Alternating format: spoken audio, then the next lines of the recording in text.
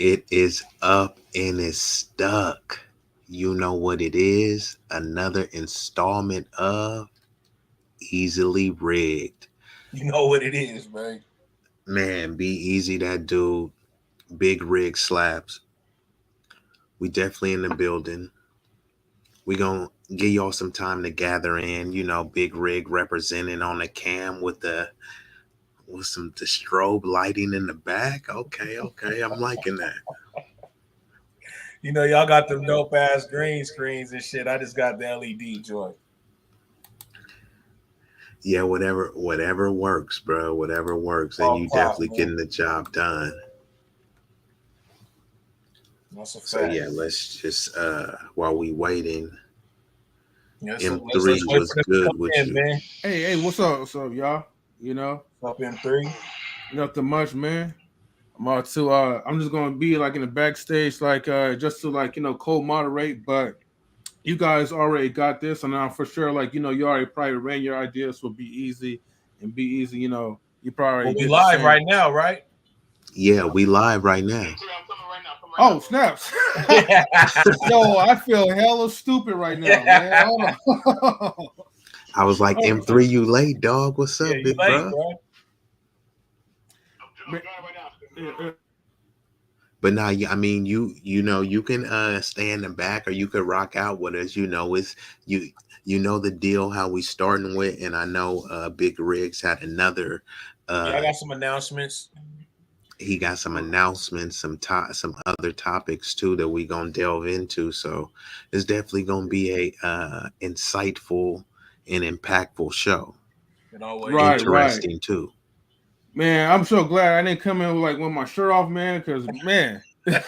Well, Bagwell, that's what I thought I he was got gonna your back, bro. come through with the taco meat on his chest with the bison Nah, that with the would be like a bicep straight bone. viral moment, man. So I gotta save that to the bloopers category, man. So Hey, look, you should have done it. That would have definitely got us over 1,000. nah. You dropped Look. the ball on that one. let me go back in the backstage, man. I'm sorry I interrupted you guys. I did not know if It's you was all recording. good, Let man. me You get know. back. All right. Yeah, shout out to M3 for stopping by. But yeah, so we just got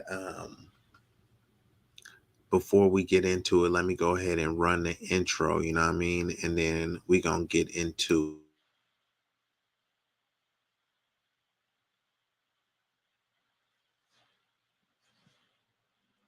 Let's get it.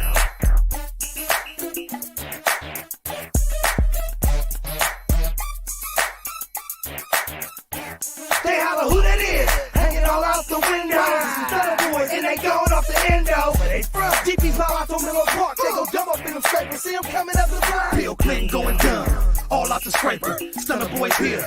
Mission is the major. Watch your girl before I take her, cause I'm on the strip shining. We don't move like no block. But boy, it's big time. And lead a block to my Easter, cause boy, it's big grinding. 20-inch rims. Freaks on film. She eat her, why she eat him. You already know who game tougher than leather. We throw parties that go dumber than ever. Young niggas wildin' out, shaking they dreads. Boy, is you biz or is you smack? Cause you all out the window with a face of a triple stack. I'm money hungry, plus I need all mine. Rigs on the beat, you gon' see our shine. Why you think they call us a dummy foe? Cause we stunt and we stunt hanging out the dope. They holler who that is, hanging all out the window. Some thunder boys and they going off the endo. Where they from? DP's all out on Miller Park. They go dumb up in them scrapers. See them coming up the block. They holler who that is, hanging all out the window. There's some thunder boys and they going off the endo. Where they from? DP's all out on Miller Park. They go dump in them scrapers. See them coming up the block. Every time I hit the block, boom, drop the stuck time. Candy on them dub things, bumping for one time. I'ma do the fool like I'm mental and ignorant. Jumping at a stop sign while I ain't giving it. Throwing up the block cause you know when I'm feeling it. We ghost ride the whip like we ain't even feeling shit. High feed, call a stunner boy. Tennis shoe every whip, now who's stunting boy? At every function, sideshow, neighborhood event. You catch me dipping in the scraper with the 16-inch flip. Reppin' PA, Menlo, Northern Cali finest. If I'm scraping past a dollar, mean the police right behind us. We don't care, we going on big perp and X pills. Stunner boys, stay stunting the block on big wheels. Get big skrills, cause they ain't fucking with us. We in the building and we feeling like nigga with us. They holler who that is, hanging all out the window. Some stunner boys and they going off the endo. Where they from? DP's all out on Miller Park. They go dumb up in them scrapers. See them coming up the block. They holler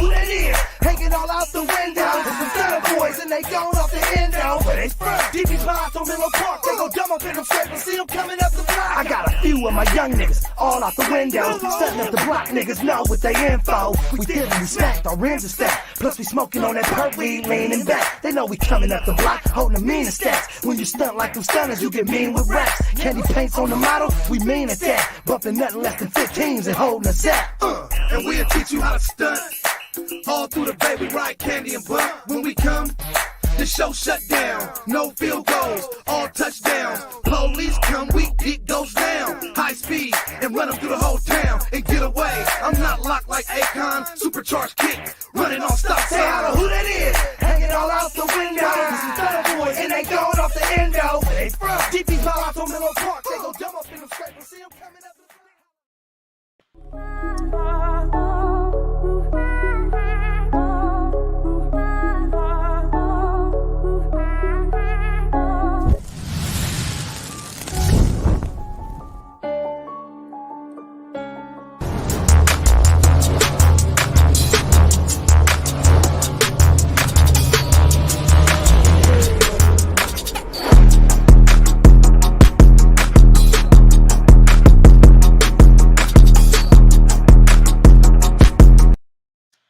Shit, we need a video game. Shit. Man, that's all me right there, bro. Hell yeah. That's dope. So yeah, we got many talents, over here in knowledge and relationships on these YouTube streets, and both of us got our own solo pages that you need to subscribe to. Just type in Be Easy That Dude, Big Rig Slaps. Also tune into the Intellectual Soapbox, also M3 TV News. So the support shouldn't stop just at knowledge and relationships, because there's a lot of basically parent channels, or brother and sister channels too, that's all linked together. You know what I mean? So don't allow the support to just stop here, because we supporting everybody who supports us. So the names that I just dropped, the channels, a lot of people was building their channels from the ground up. And people want to come around when you got 1,000 subscribers, million subscribers, 100,000 subscribers. But what about when you only got 20 or 50 or 500? You know what I mean? That's really where the support basically is really truly cultivated. So, shout out to everybody watching. Even if it's one viewer, we gonna rock. Looks like we got a few in the house, and you feel me? What it do with a few is good for me. What you got, Big Red? All right, so these are the events that's coming up, man. On August 13th, they got the 7th annual Sickle Cell Awareness Event, Old School Ride Out. The location start Lowe's Fairfield off of Texas Street, and then Pinole off of Fitzgerald, then the Berkeley Marina, and then to the winery in Livermore. I went to it last year, I think it was, man. It was pretty dope, man. I didn't go through the whole ride out, but I did go to the end part of it, which was the winery in Livermore. And the winery was dope, man. Hella cars out there. Everybody was just having a good time. The winery, they good with us. You feel me? It's dope. And then we also got coming up on the 28th is going to be called Shaking the Bay. And that's a car show and concert. And from what I'm looking at right here, man, it says free admission. And I'm trying to see exactly. Okay, this one's going to be in Hayward. So this is going to be in Hayward on the 28th. And then we got one more, man. This is going to be the one, man. I wish the rag was finished, because I'd for sure have to pull up to this one, man. This goes down August 27th. This is called the California Classic. And it's a car show, a burnout contest, donut pit, drag strip. Man, this shit be lit, bro. This is like, this is kind of like what you be seeing out there in like down south, North Carolina and stuff, man. It's like one of those type of shows. It's really big.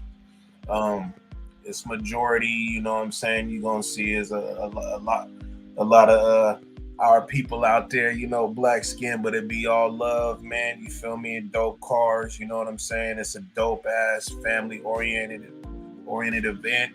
And I definitely recommend y'all to pull up to that, man. It's really dope. Really dope. But that's what I got for the car events that's gonna be coming up this month.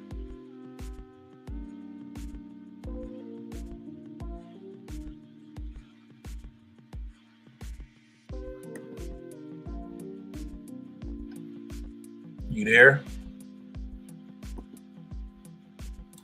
Yeah. What city was that in? I didn't catch that. My The bad, last bro. one was gonna be Sacramento. That's gonna be a really dope show right there, man. That's gonna be fire.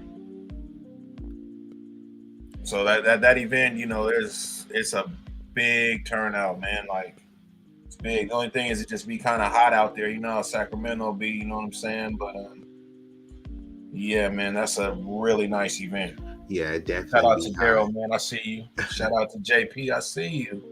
Okay. Well, you know what? Yeah, let's run through a couple comments real quick because we got some esteemed guests in the house, and I definitely want to bring them up probably a little bit sooner than usual because time is of the essence and very precious. You know what I mean? But let's see what we got here. We got my bro. You know what I mean? My dog. I'm. If he stick around, I gotta give him a personal invite. You know what I mean? Because I need to pick his brain and see what he really talking about. My boy John Sinatra, what it do? That's your folks. And then who else we got in the building? Yes, sir. He been on the panel before. I think I seen him, man. That's dope. But I think Appreciate you pulling up it's again, been man. under John Hit Different. Yeah. So we got JP, the aspiring matriarch, saying peace and love and light, gentlemen of the panel. How is your spirit? The spirit could always be better, but it could always be worse. So we gonna focus on, the neutrality of it. So we doing good, we feeling good. And then we got Daryl Long in the building representing, showing love as usual. What's up with the guy Daryl Long? Go subscribe to the man's channel. And it looks like that's all we got. And usually we waiting, but for this gentleman, if he's ready, I ain't waiting because I know I don't Bro, usually Clarence, what see it him do? around these parts. I had to squint Bro, my eyes. I Clarence, was like, what it do? hold on, is that bro Clarence? I was like, is this Hey, do I got cataracts or what? Hey man, I just came to show you brothers some love, man. Both of you brothers always show me love when I didn't have nobody in the chat, nobody nowhere. And, you brothers always show me love, man. And I keep saying I want to stay up long enough. See, I'm old, man. I ain't like y'all. Y'all young. Y'all can stay up all night. See, I'm older, so I'll be in the bed now, man. But I say oh no, I'm gonna stay up. I'm gonna hit the brothers up, man, and just And that's why I brought you up early. I was like, nah, I ain't gonna drag this out. Yeah, but Clarence might fall asleep backstage, right? No, man. I appreciate y'all, man. I was like, the one time hey, he we come, appreciate you, bro, I'm not Clarence. letting that happen. And shout out to everybody in the chat. Shout out to knowledge and relationship. Definitely appreciate you. And bro, Clarence, like I said, you already know it's all love, bro. So honestly, I'm really gonna get right into it, bro, because essentially, it's really about enhancing your vocabulary, refining your delivery. That's essentially what the premise of the question is, you know what I mean? And me and M3 formulated the question. I had a couple different ways I presented it, and this was the final way, so we can dig into it just a little bit more, and I'm gonna let you rock out because I want to pick your brain. So it says at the bottom, should you tone down your vocabulary or turn it up a notch? And so for me, you may interpret it different, but for me, this how it means. Should you tone down the way you deliver your message, the way you convey knowledge?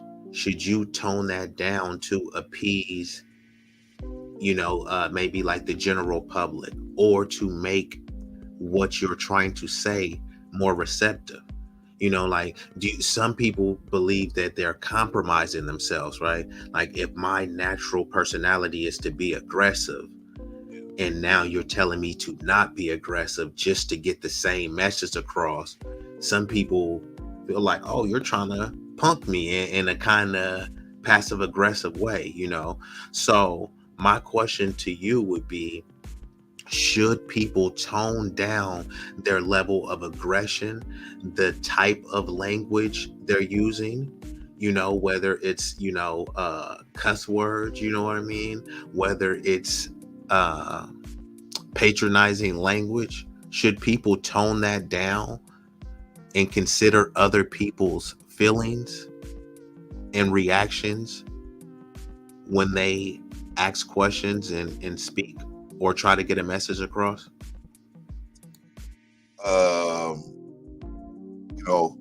I have a similar feeling about the question, and I think that it depends on your objective. You know what I mean?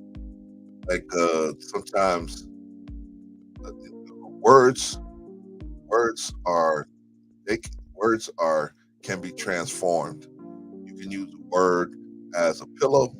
You can use a word as a weapon. You can use a word as food. You can use a word for anything if you have the spirit to be able to put that into the word and into the flow of what you're saying, right? So it depends. If I'm talking to somebody and I just want something to be lighthearted, but I want them to know that I'm thinking maybe I'll say something in a certain way. If I know that I need to get a message across and time is of the essence and I don't have time to clean it up the message, I gotta get their attention right away. I may have to say it a certain way, right?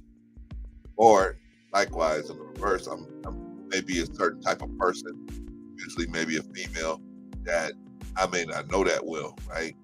But I may have to get that person's attention. So I might have to say things in a different way, right? And I get what you're talking about, because some people do have that where they say, well, I'm going to be one way all the time. And to me, that's taking a lot of chances doing that, in my opinion, because everybody's not going to take take your personality the way you intend. Like that person intended to be helpful, right? But everybody might not take it that way. So, my opinion is, it depends on the circumstances, right? Words are tools. Like, the paramedic will come to you, and if you got a problem breathing, they'll bring one set of tools out there. You got a problem, maybe you had a asthmatic attack, they'll bring the epinephrine out there to you, or whatever. You know what I mean? So that's how words are. We can heal people with our words, or we can hurt people with our words, or we can leave them standing with our words. So I think it's better to temper your words to the situation. I answered that a good answer.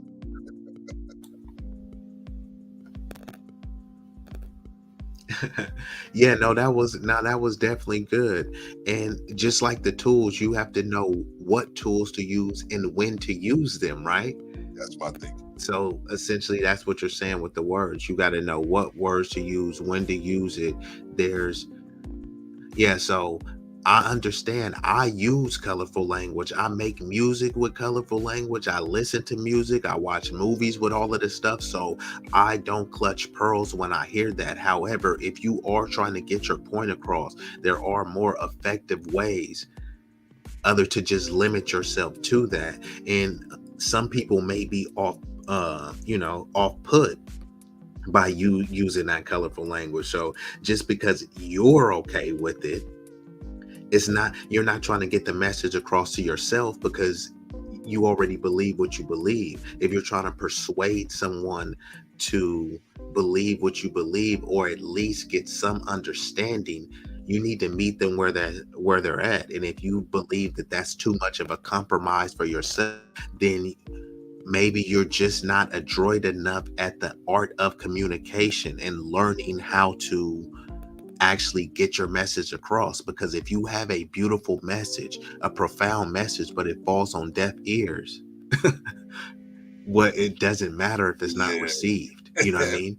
Tom Brady could throw the most beautiful pass, but if no one catches it, you know what I'm saying?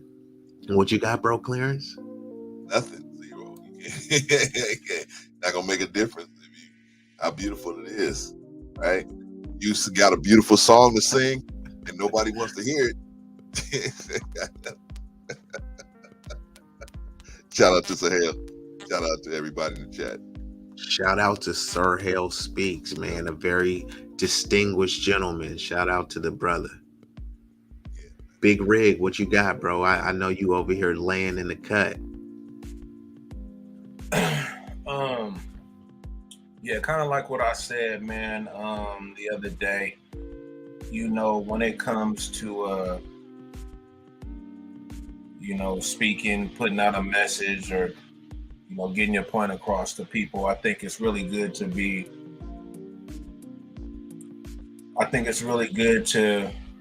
disciplined, not be so vulgar. I do it all the time when I'm on these panels. You know, I say it all the time. I do got a bad mouth. I try to self-correct every time I'm on the panel.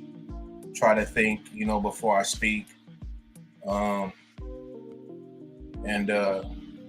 I don't want to come across, you know, as if I'm just some type of gutter or some rat or something. You feel me? I want to be more than that when I speak. And what you said the other day, Be Easy, man, you said something that was like real and powerful, man. Because you're absolutely right. People will go ahead and they'll try to you know, figure out the latest slang and figure out how to use it. But yet, when it comes to vocabulary, and I'm guilty. You know, I hear people say, "Bro, Clarence, Rico, you say words that are just, you know, dope to me that I don't even know. I done picked up words watching you guys on panels. You know what I'm saying? But you said something that stuck out, and you was like, you know what I'm saying? Just how people would try to figure out them slang words, try to figure out what the hell I just said. You know what I'm saying? If you heard me use it or whatnot, the vocabulary, like you were saying, you know what I mean? Look it up in the dictionary.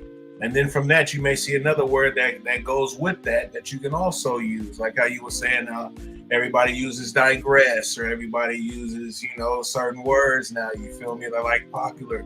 You was absolutely right, bro. And that shit like really hit home with me, man, because I even said it before you said that. Like, I never educated myself to get, you know, better words in my vocabulary. I stayed stuck in my just box. You know what I'm saying? So I really appreciate you saying that, bro, yesterday, because it really woke me up. You know what I'm saying? And then I'm glad you came with this topic like that. You know what I'm saying?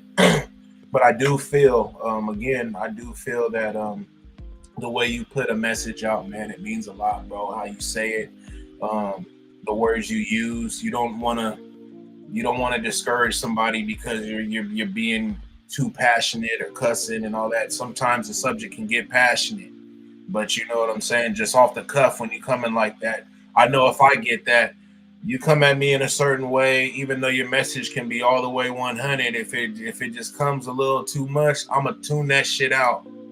I'm not even gonna give it a chance. I'm trying to work on that too, because the message is a little bit more powerful than the fucking messenger. You know what I'm saying? But at the same time, I'm bad with that. If you come a certain way or whatever, I'm gonna block your whole message, bro. I'm gonna just think, man, I'm cool. You know what I mean? I'm good. Like, I'm really a man of respect. You know what I'm saying? So that's how I feel on that one, though, bro. And I appreciate you, you know, saying that the other day, man, because you was absolutely right. I think a lot of brothers, you know what I'm saying, that are kind of in the box that I'm in, that don't have, you know what I'm saying, a real like extensive vocabulary. they should work on that, man. I think that's a really. I mean, I have a couple of partners, man. Be easy, no bullshit, bro. And they're like you. They have that type of spill like that. You know what I mean? And I tell them all the time, like, man, I dig that shit, and I used to pick up shit from them. You know what I'm saying? But I need to myself do that. You know what I'm saying? I just appreciate you for that, bro. And I gotta appreciate you again, bro, Clarence, for pulling up, man. I appreciate you, man. All Cali Cats, man. You know, I gotta support the Cali Cats, man. You know what I mean? You know what I mean? But you know, like for sure, man. And but can I say thanks this a real lot quick? for saying that, Big Rig. Can I say this real quick, please? Yeah, go ahead. Okay, both of you brothers, man. Both of you brothers represent the future, man. And so I just appreciate y'all having me on here. But y'all doing y'all work, and y'all keep doing y'all work, man, because we attacking it from all different sides, man. And if enough of us attack it from all different sides, man, we're gonna get some. We're gonna get a few. You know what I mean? And that's all we never know which one is gonna be that one that may lead to charge, man. So, you know, y'all just keep doing y'all. I love this program. I love how y'all do it, man. And I love the respect level that you guys have for each other and the panelists and the chat, man. Love that, man. Love seeing that. Okay. Sorry, man. I don't want to take your show over, but, you know. Appreciate that. But I do have a question. Yeah, you. Can I ask a quick question? Yeah, what's the question? Okay, here's the question. Do you think that the mother, we all read about or seen the mother, the McDonald's mother, the son did, and unfortunately took the life of the McDonald's worker. We all familiar with that story. You guys familiar with that story?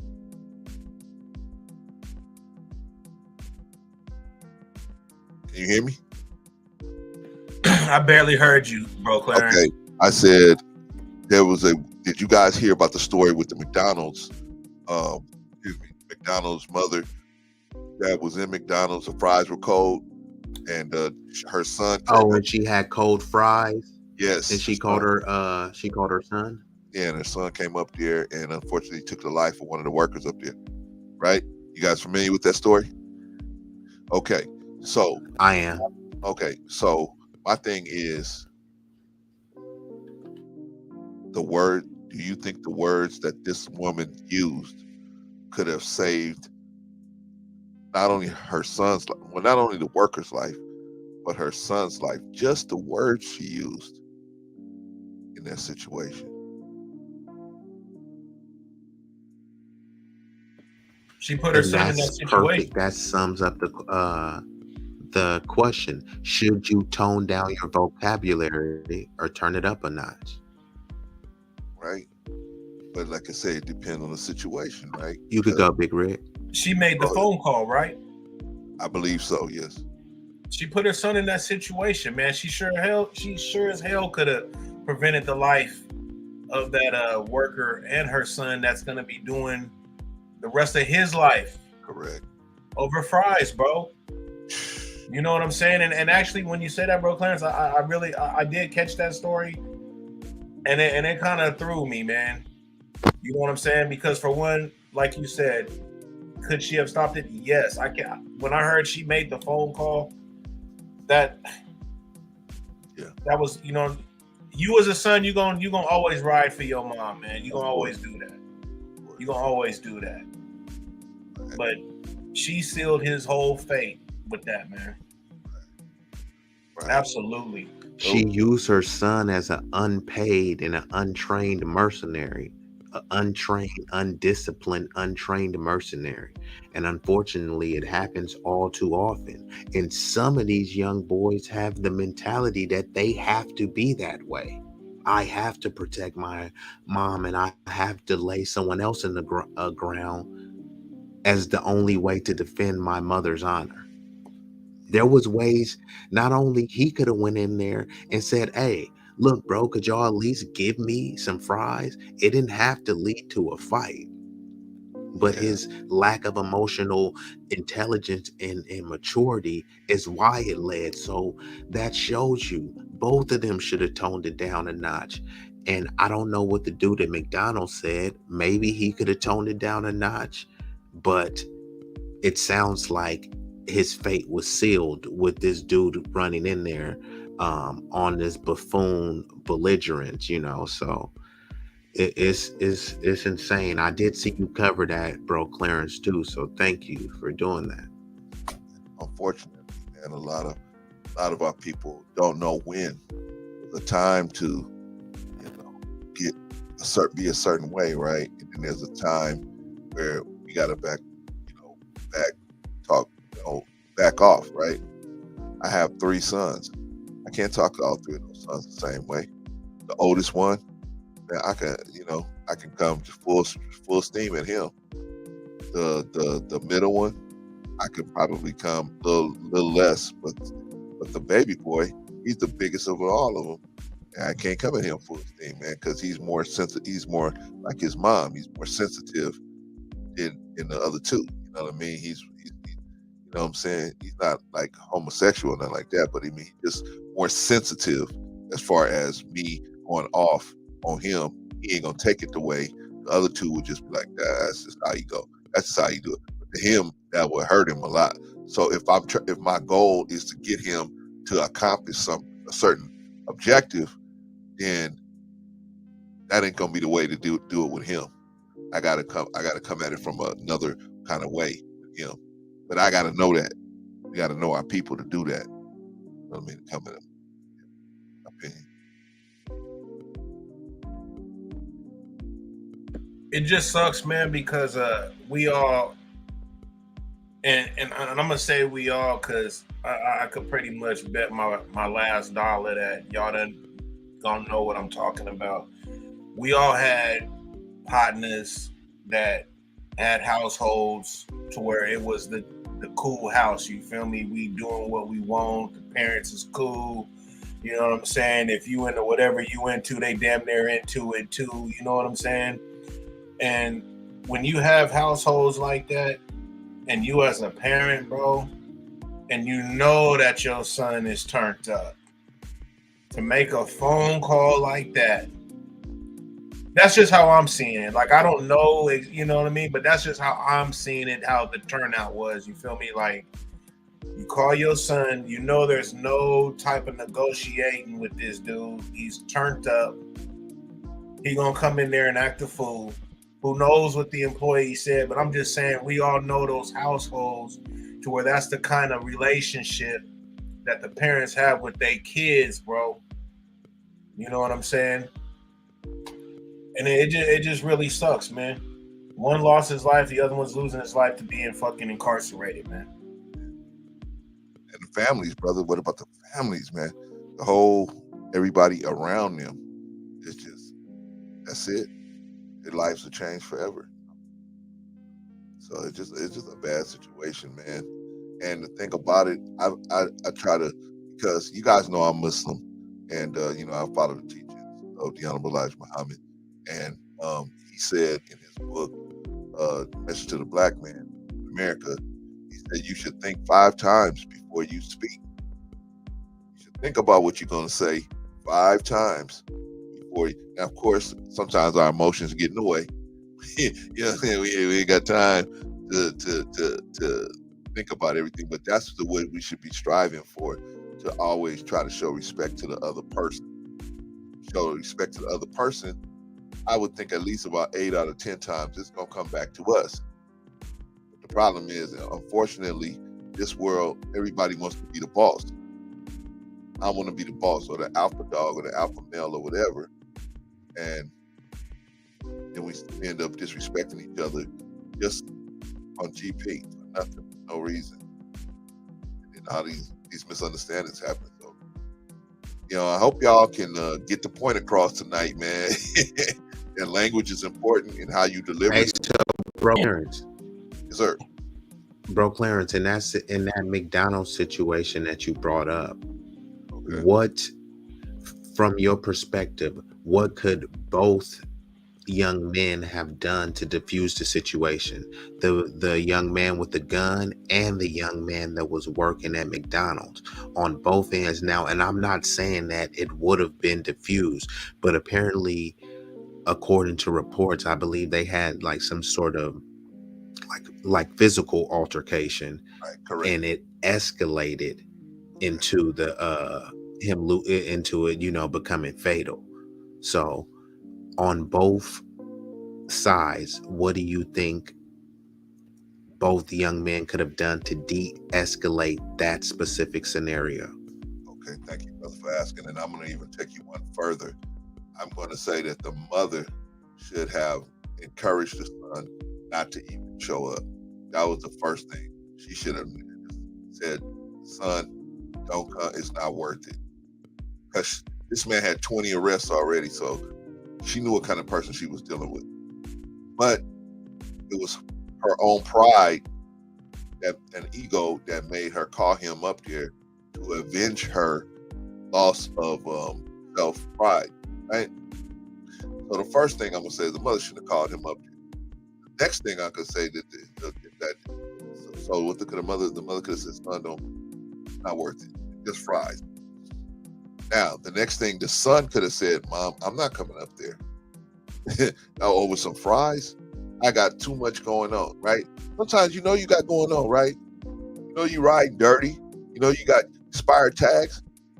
Are you going to take a chance and go someplace where the spot might get hot? And you rolling on dirty tags, your license is suspended. Why even put yourself out there, right? So he should have known that, and he was a suspect in another homicide. I mean, anyway, he should have went in there. Okay, so after telling the mother, I'm not gonna go, but let's say he went up there anyway. He goes up there and he, like you said, he goes in there and he asks them, hey, my mom just wants to play some fries, hot fries. Can she get that? If not, can I have the manager's number? And then he should have said, come on, Mom, let's go. I'll take care of this later for you. And he could have got the district office number or whatever. He could have got some numbers later, right? Y'all got the internet back in the day. We had to ask for the corporate number. Now you can go on the internet and just get it, right? You have to sit there and wait for them to give you the number. You roll, right? But that's what I think he should have done. He should have said, okay, since you guys are not going to give us what we need, we're out of here. Well, he should have left. But even would have been, his mom would have been like, what? You ain't going to do nothing? You going to let them talk to me like that? You just going to let... So he now had been probably shamed into behaving like this all his life. So now, at this point, that behavior was so ingrained into him, he just went ahead and did it without being prompted to do it, probably. But he could have took charge of his own life, because when you walk out your front door, you in charge of your own life. Now, as far as him, the dude tried to jump over the counter and try to get physical with him. He should have said, "Hey, I don't want to get into I didn't come up here to get into an altercation with you. I didn't get up here to get into an altercation with you. I just came to resolve this issue with my mother. But if you're not going to do it, we'll come back later." But pride was running high on all sides. So then the guy from McDonald's and him get into an altercation in the store, and it spills out. Right, they get into a physical altercation, spills outside of the store. The guy whose mother was in the store, girlfriend comes up and hands the guy that got bested a gun. And that's unfortunately when he took the life of the young man, right? But now the young man could have said to the girl, I don't need that. I'm not going to be needing that. Okay, so you took one, so you got a couple lumps. Who ain't got a couple lumps on their head? Who ain't had a black eye before? Who ain't had a big jaw before? We all have taken some hits, man. Sometimes you win some, you lose some, right? But a lot of these cats don't know how to take no L's, so they in my opinion, it's a sorriness that is being perpetuated where everybody got to pick up a weapon. You guys know I'm in LA, man. There ain't no fight, ain't nobody fist fighting, really, right? You know what I'm saying? You act a fool with somebody, man. They're gonna come back. And I was watching this video of this barber who beat up this dude because he didn't give him he didn't give him the money that he wanted, right? He didn't pay him full, And I'm just saying, I know that's not out here, because out here, you slap a dude around like that, he's coming back, and you're gonna have a problem, right? But my point is, that was the next mistake he made, was taking a gun from the girl. And so he should have told her, go home. I don't need no weapon. But he took the weapon from the girl, and the girl made the mistake of handing him the weapon, right? I used to have this big long machete. And one time I confronted my son and his friend trying to sneak in my backyard, right? And my wife said, that's the last time you're going to see it. I was looking for my machete for about 2 years. I could never find it. And I asked him one day, I said, where's my machete? He said, I got rid of that thing. I said, why? He said, Clarence, you're going to take somebody's head off with that thing. I'm not going to let you do it, right? I said, yeah, but if they break it into the house, no, not the house, but they're going into the yard. Yeah, he said, yeah, but you could have took off his head. So, no, not doing that. I'm like, oh, man. So people know you. They know how you could get. But the way she broke it down to me was like, I'm trying to help you. I'm trying to help us. We want to be together. We want to stay together as a family. I had to do that because I didn't think, if something get really loose, I know you will flash that thing in somebody's forehead, right? Oh, man. But, yeah, so a lot of things could have been said a different way, but it was all stuck, in my opinion. I don't know, I'm going to ask you guys, but in my opinion, it was mostly pride that got those fellas, unfortunately, put them in a fatal position, a fatal confrontation. That's my opinion. I don't know. What do you guys think? Whenever you have a gun accessible, any situation, whoever the person is, automatic win, bro. It's automatic win. It's you automatic. It don't matter if it's Arnold Schwarzenegger, a fucking giant, whatever. Automatic win. So whenever you are in any type of situation, especially an altercation like that, and you got, you can get to that thing, it's gonna happen, man. That's why when you hear the women talk about the whole thing about, if you see a woman getting hands put on her, I get that, but you know what I'm saying, the woman needs to self-correct herself too, man. Stop dealing with these fucking dudes, you feel me? Because a man going there to help you out and learn how to de-escalate too. Turn it down a notch. What's that? No, I'm saying they need to know how to turn it down a notch too, because it's putting these men at risk. Absolutely. Even if I'm a UFC fighter, this dude might pull out the Draco on me. You know what I mean? Nothing automatic is a win. Automatic win. So your whole attitude is gonna be different. You're gonna be ballsier. When they used to say people drink, you know what I mean? You get that liquid courage. Shit. That's courage, bro. Yeah. You know what I'm saying? Yeah, so if he didn't even have that, it was just a regular fade or something, and they, okay, whatever. But that's what happened with Big Rigs. They had the fade. He lost the fade. So girl went and brought him to, Jimmy. But that's what I'm saying, though. If that and thing now wasn't nowhere, there's no such thing as a regular fade. But that's what we live in now, though.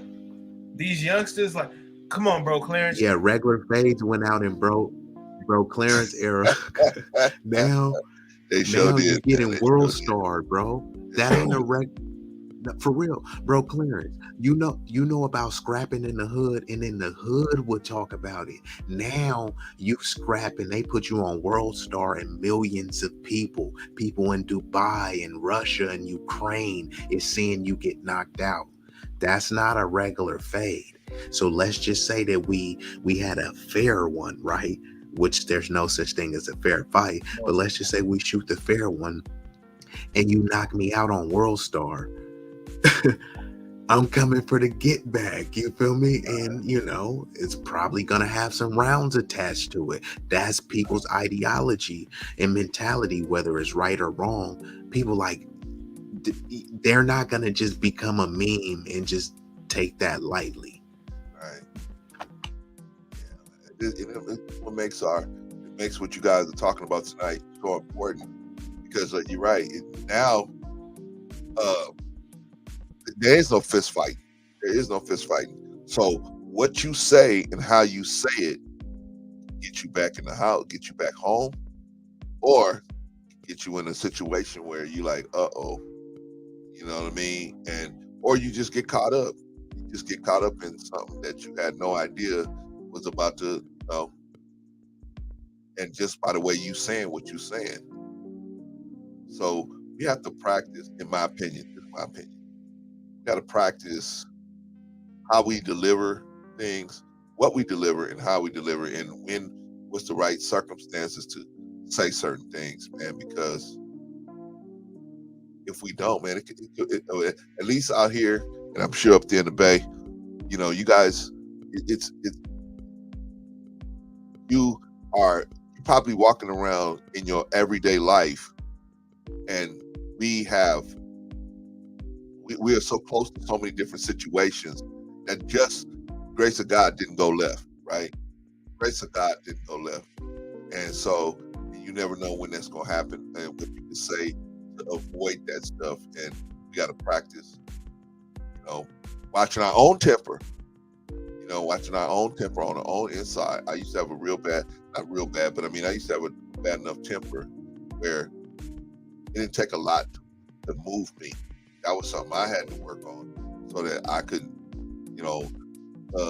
not throw everything I had tried to work for my family, all the investments and everything. I had to work. I had to say, you know what? Is this really worth it? Is me getting into it with this dude really worth it? Or this person really worth it? No, it's not. Okay, let me move on. Or I was at work. I was working, and people try to get into it with me. Is this really worth it?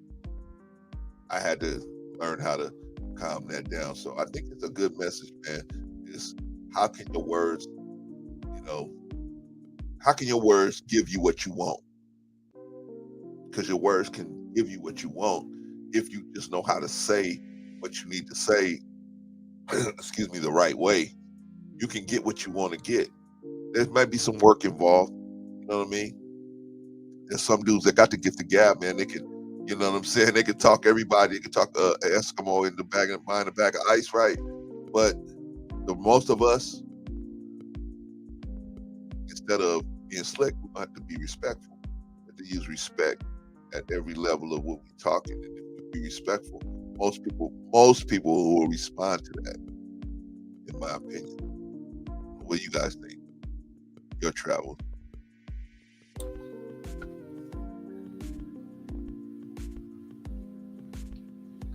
Yeah, no, but when you talking about that gift of gab, I know exactly what you mean, and most people don't have it. It is a rare ability. You know what I mean?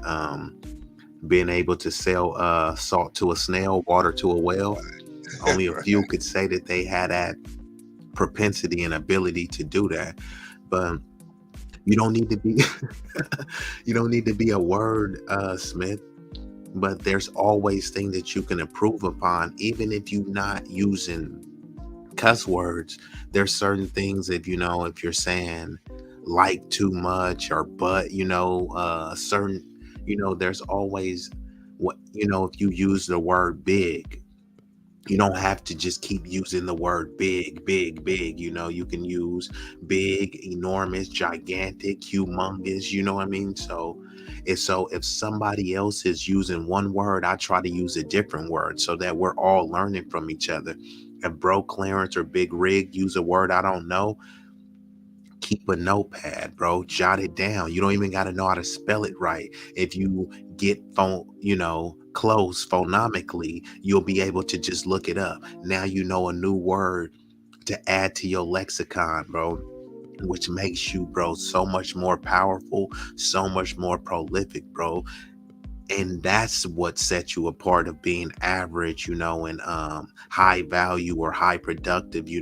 These are skills you have to add to your repertoire. If you are unwilling to, that's fine. But if you're serious about progressing and evolving as a person, then there's no way around this. Is non-negotiable. Words is everything, man. What y'all think about that? That boy just showed his ass. You see how he did? That's right, though, man. You absolutely right. Absolutely right. And that's real spill, man. I think that y'all, the words you use can give you anything, give you everything, or it can take a lot of stuff away from you. So we have to learn how to.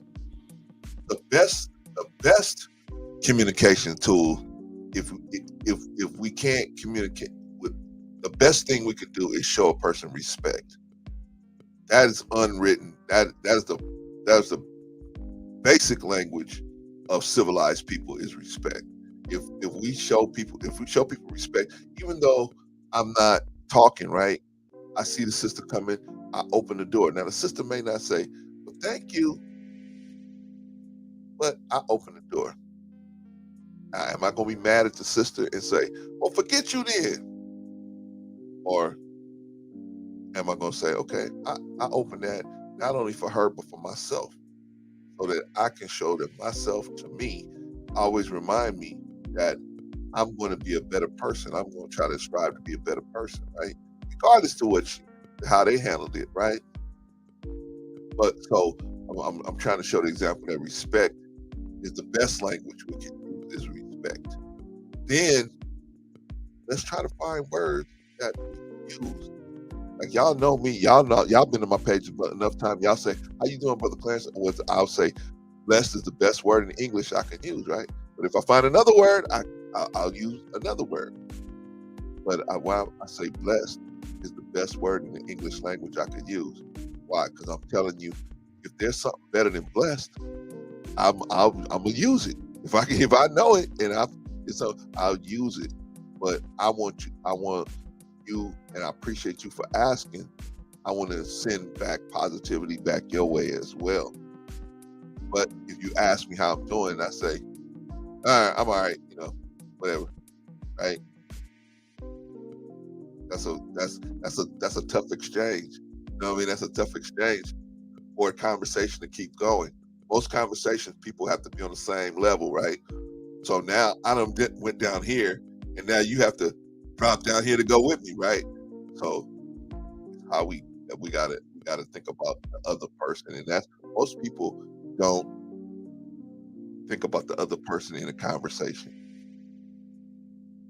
right? In my opinion, they don't, right? If they just talk, if you get a person talking, they just start talking about themselves, right? And that's cool. That's cool. But at the same time, they should be exchanging like we doing now. We exchanging. It's very fluid.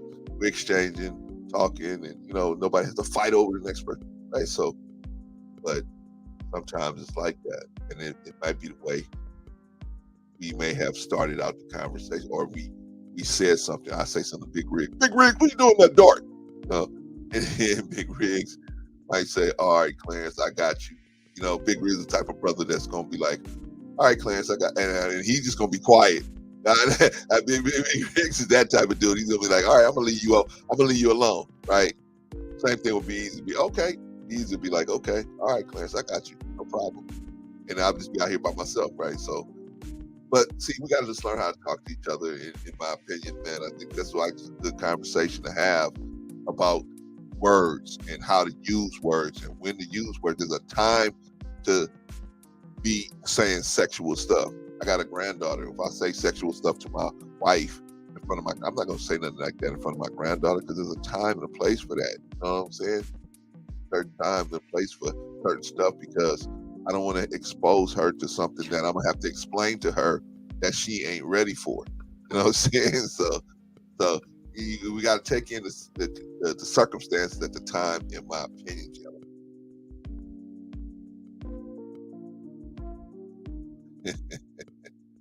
Go ahead, be easy. Was you gonna say something?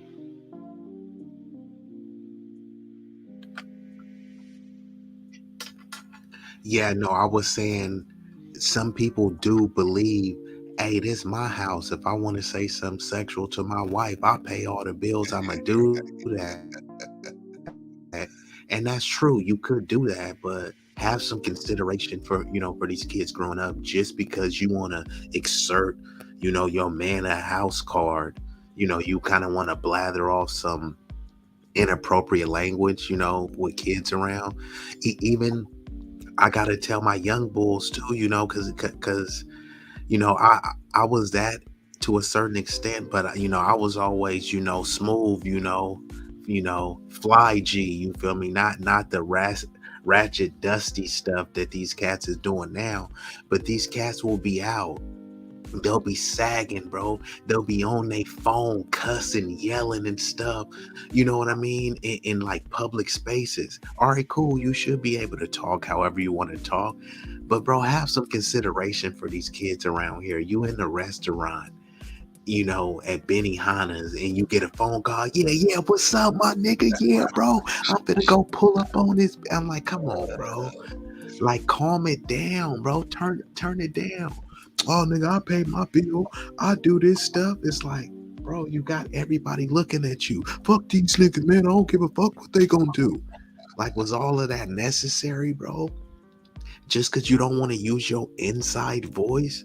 Like, come on, bro. Like, where do we draw the I done line? Who is gonna 86 a set lot the of my standard? fucking partners like that though. I don't even like type of people I be around. You know what I'm saying? They don't be on that type of shit. That's so far out, bro. You know what I mean? Because there's still motherfuckers right now that older that be on that hype like that. You know what I'm saying? And that shit looks so ridiculous to me, bro. Like you ain't got no type of chill, bro. Bro, it's mainly the older cats. I don't know. And then the thing is like I try to be like, you feel me? Even when it comes to the panels, sometimes like talk as if you had your grandma in the room, your aunt in the room or something. You feel me? Like you had a little bit more, respect. You feel me? Like people they just say anything, you know what I'm saying, with no type of filter, you know what I'm saying, at any time. And it's just it's ridiculous, man. It's ridiculous. You guys seen me blow my cool a couple times. You know what I mean? I feel like there's a time. Bro, clearance to snap before. These guys is busters. You know what I'm saying? So I y'all see me snap a couple times, but I feel like, hey man, I really try to make it so that somebody really have to go a long way to make that happen, man. You know what I mean? But sometimes, bro, a situation call for you gotta let people know, man, you ain't the one. You know what I mean? I know you thought it was one way, but it's the other way. You know what I mean? So shout out to M3. Shout out to M3, man. But yeah, man. So he came in smooth. That was just a smooth. Man, the Morpheus shades on, man. Red pill or the blue pill. You know what I'm saying? You choose either one. What's up, everybody? Shout out to M3. Yeah, man. So I just think that we as a people, we've been so socialized to react to everything, right? Especially to one another, right? I don't know, y'all too young, maybe y'all remember that there was a movie back in the day called RoboCop. I don't know if you guys ever remember that movie. I remember. Remember the movie Bro, Clarence, RoboCop? I'm 45 fucking years old, man. RoboCop, you can come a Hold little on, older what? than that. Well, go ahead, man. Continue. Come on, Cuddy. That was the Hey, original they even prank, made a right? new remake, but I didn't see it though. They All right, they so did a look, remake of it, but I didn't see that. right. The remake was booty, but it wasn't like the original. So in the original RoboCop, he had four directives, right? But one of the directives he couldn't see. He could just act on it, but he couldn't see what it was, right? He just he just acted on it. Hold on. Yeah, so he just acted on it, right? But finally, at the end of the movie, because it just said classified there, all the other directives came up, but the fourth one was classified. So he and it come to find out he couldn't shoot an employee for the company. He couldn't do nothing physically violent to an employee of the company. But once he saw it, and then the owner of the company told the bad guy, "You fired." Then he could get with his program, right? But he was stuck because he couldn't do nothing to him at first, and he couldn't figure out why. But that was that classified directive, and that's how we are, in my opinion, where we got this classified directive that we will go off on each other, but other people we stall them out. We give them a pass. As far as how we discuss things and talk to them. Now, here's the real thing. I'm gonna talk to all of you three young brothers. When you talking now, you guys are gonna be businessmen. You guys are gonna have opportunities come your way, and is the way how people handle you. It ain't gonna be just dudes that you grew up with. Now you're gonna have people from outside of your known circle coming to you saying, "You know what? Be easy. I saw you on that program, man. You did a good job. Why don't you let's have a meeting and talk about this? I saw you, Big Rig. I saw you. And I like that little thing. I want to do a car show thing. Can you do that with us? Or same thing with you, M3. Hey, I like your network. I like how y'all put that together. Can we sit down and have a meeting? Now, what's gonna really work in that meeting? Yes, we want to learn words that'll help us. What will help us in those meetings is respect. That's the ultimate thing that's going to help us in those meetings is respect. Showing respect to the other person.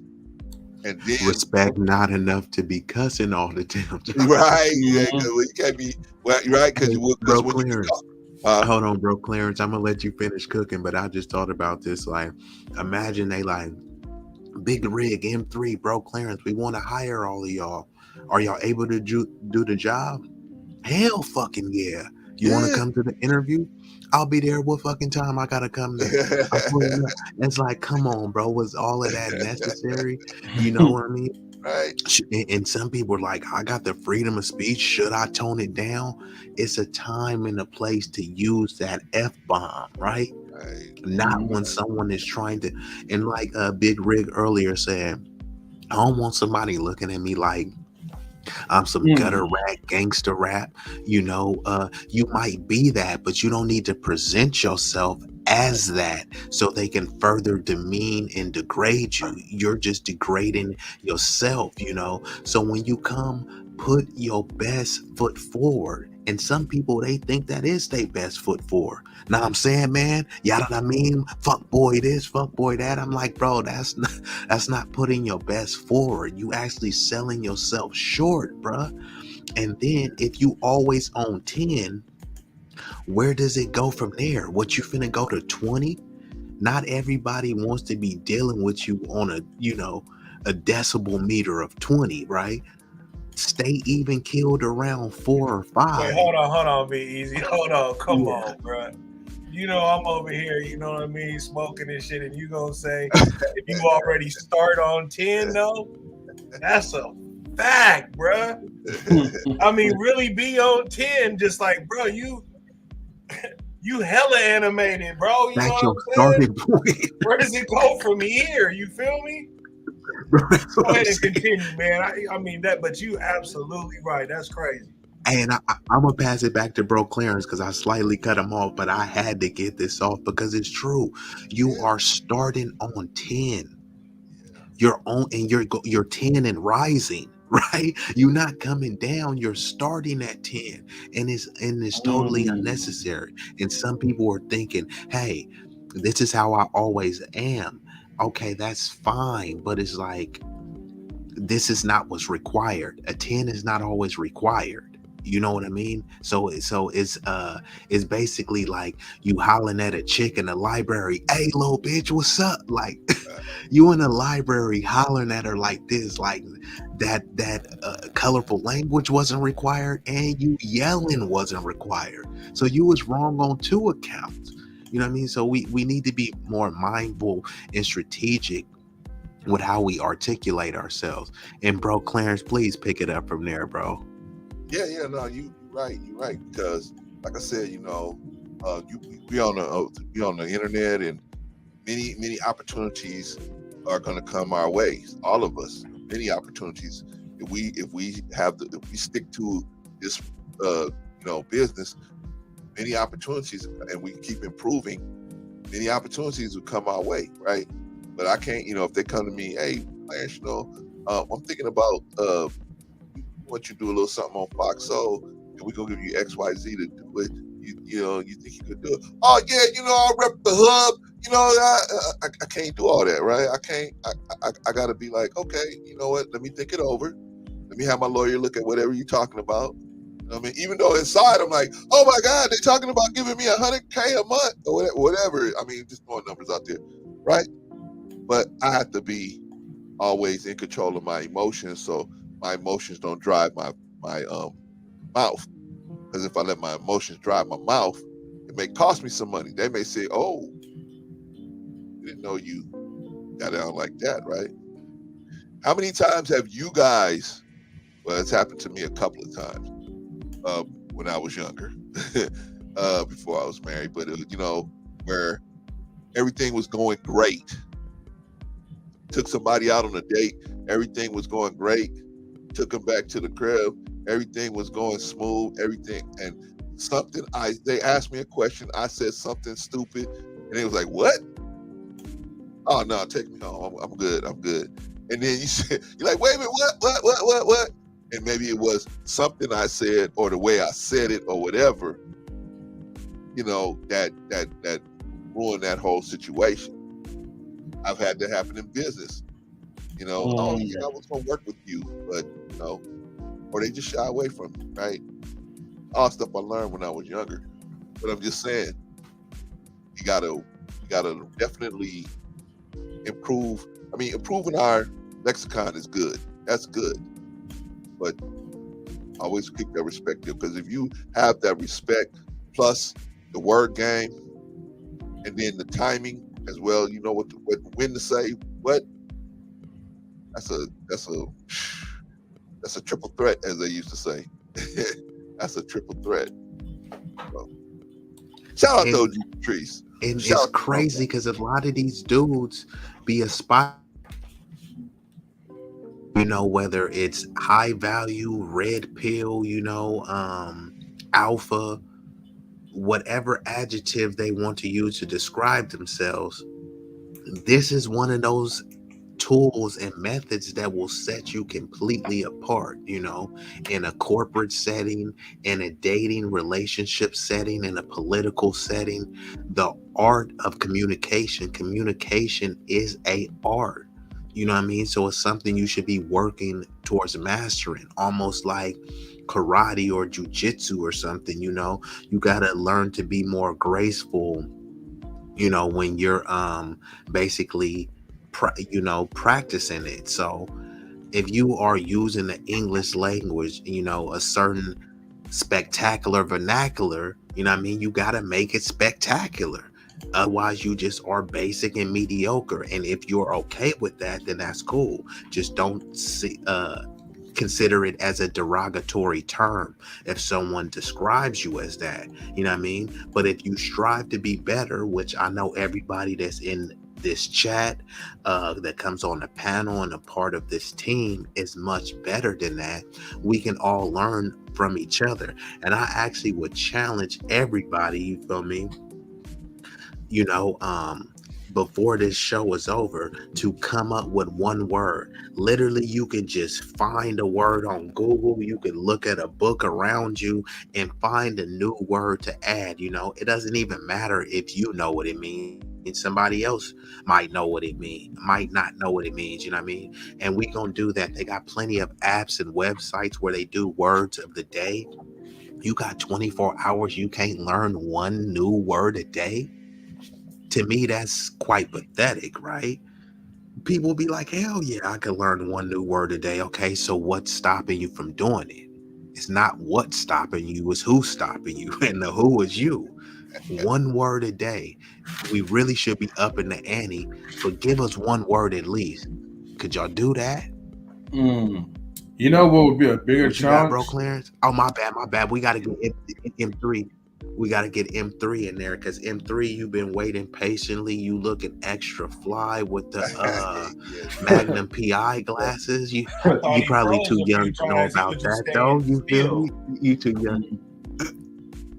I was But just on there. M3, you heard everything that we were saying. First, actually, hold on. I gotta put the pressure on M3. M3, you gotta not only cook, you gotta turn into Chef M3, but you have got to give us a new word. Give us a new word to look up. You know what I mean? Can it be something in Spanish too, like como se llama? Any word. No. Any word. We just trying to enhance our vocabulary. That's all this exercise is about. No. Well, you know, this is the funny part because like I've been learning new words, but just more like in a different language. But shoot, I feel like any word that comes out, like expeditionist, everybody knows that because you know T.I.'s That's been it. saying that. Okay. Oh, you know, I got another one, right? You know, a lot of people will say, "Hey, in the contents, you know, I have nefarious." Okay, that's OG I Patrice's love word. that word. I use shout out to OG Patrice. I use that word quite frequently, you know, because people are like, oh, what is that? Well, why did you just say that word? Well, why would I say the word when it's synonymous to that word? It essentially means the same thing. So why do I need to use the same word that you're using to say the same thing? Why are you not using other words? You know what I mean? So I do use the word nefarious. And when you come up with the word, not only be able to come up with the word, but be able to use the word in a sentence in its proper context. Not you specifically, M3. I'm still waiting for your word, my brother. But I got some. I got, you know, learn deplorable. a word. Deplorable, we like that. Except for when Hillary Clinton said that to describe the black folks. But other than that, deplorable is a cool word. I got a word for you. Well, I got a word for myself. Because it just looks crazy. Let's so hear it. I'm gonna see what the fuck it means. I'm gonna see what it means.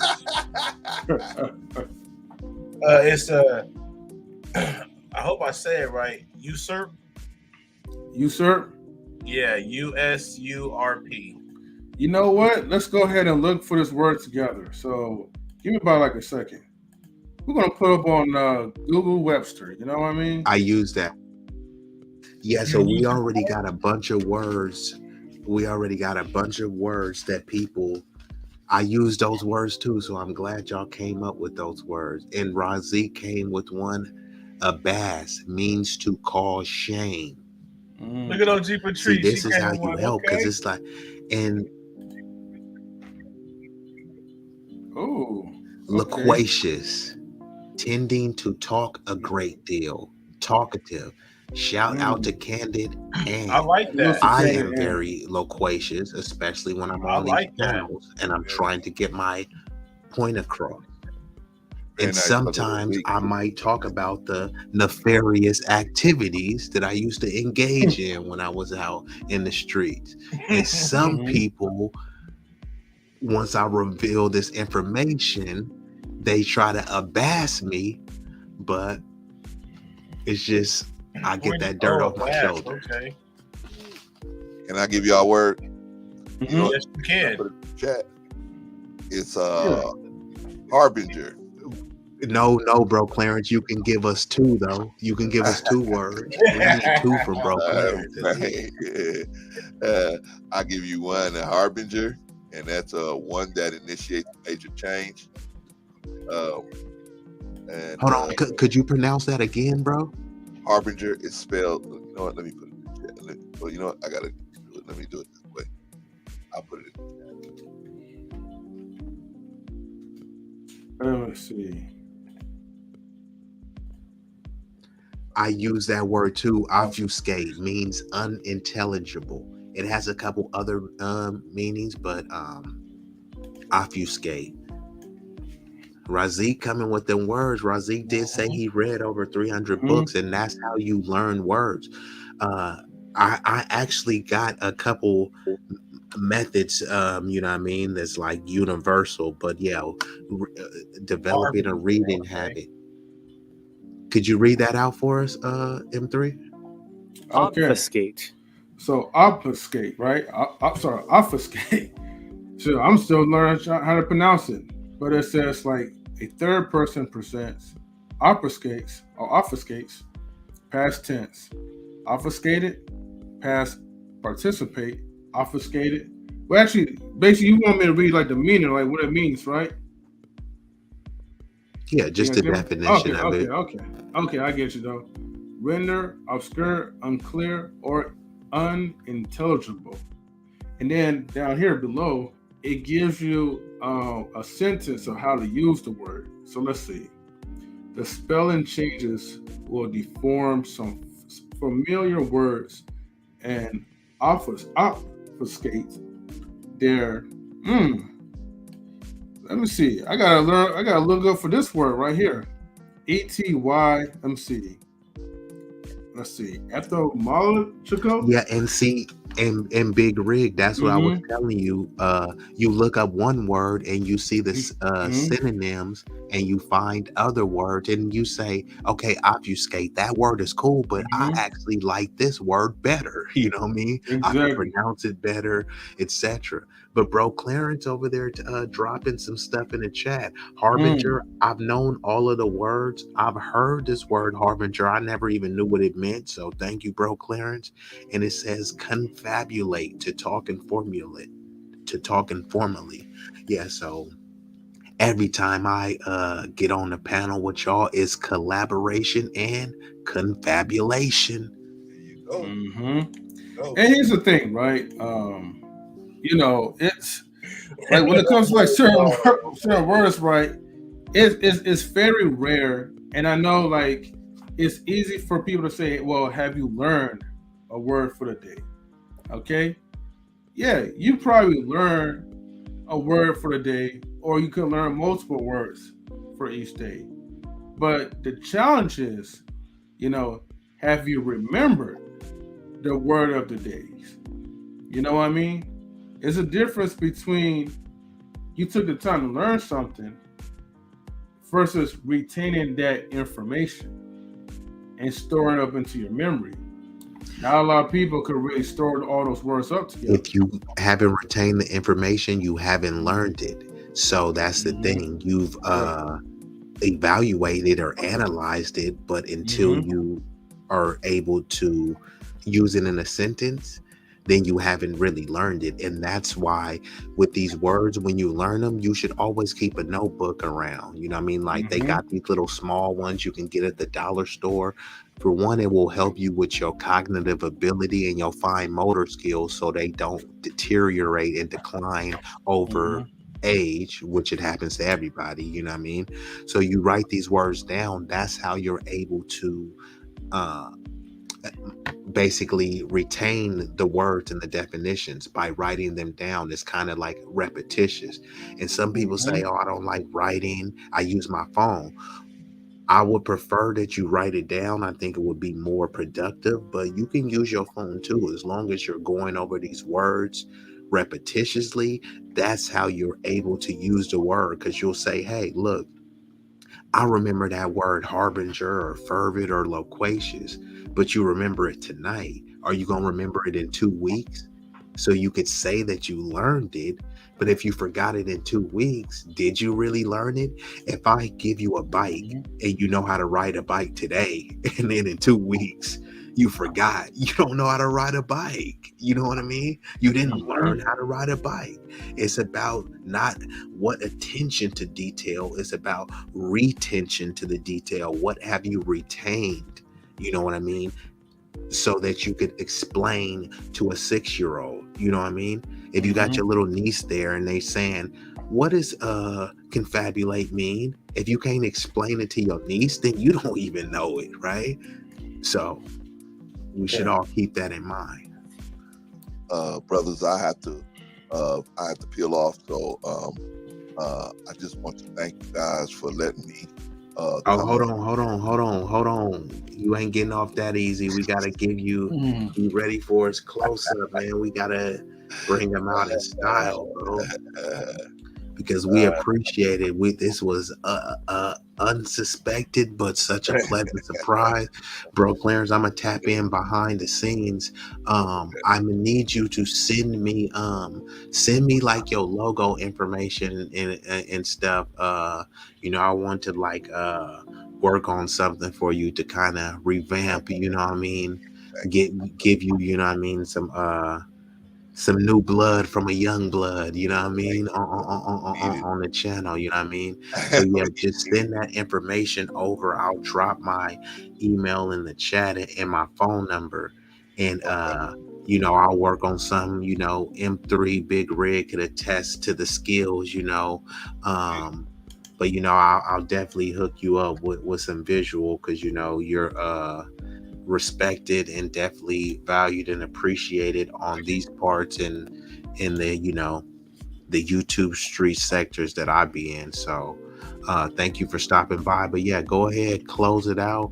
Let everybody know where they can find you. But before you go, make sure you get my information in the back chat and send me, like your logo and any marketing information for the Let's Talk Better Black Life. And I'm gonna make like a visual, like intro type visual for you.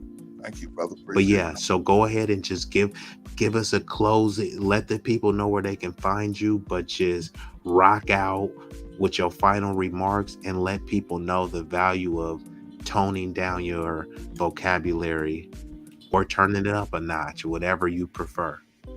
Rock out, brother. All right, thank you, brother B. Man, I appreciate how you guys invite me over here, man. Everybody in the Knowledge and Relationships family. You guys know I shut you guys out in a heartbeat. I finally got the chance to actually be on Easily Rigged, man. And I've been on a couple of other knowledge and relationship shows. Never had an issue, never had a problem, man. So this is where it's at. And I think nobody really has an issue over here. And so it's a safe place to talk about a lot of different things. As far as what we were talking about today, I think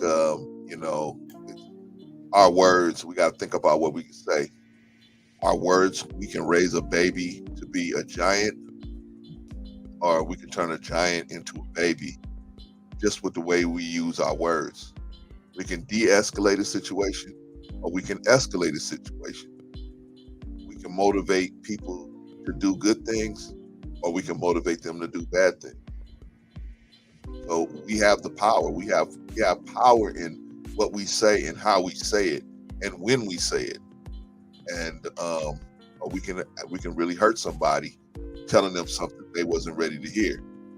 You know what I mean? So we just gotta watch the way we talk to each other in particular.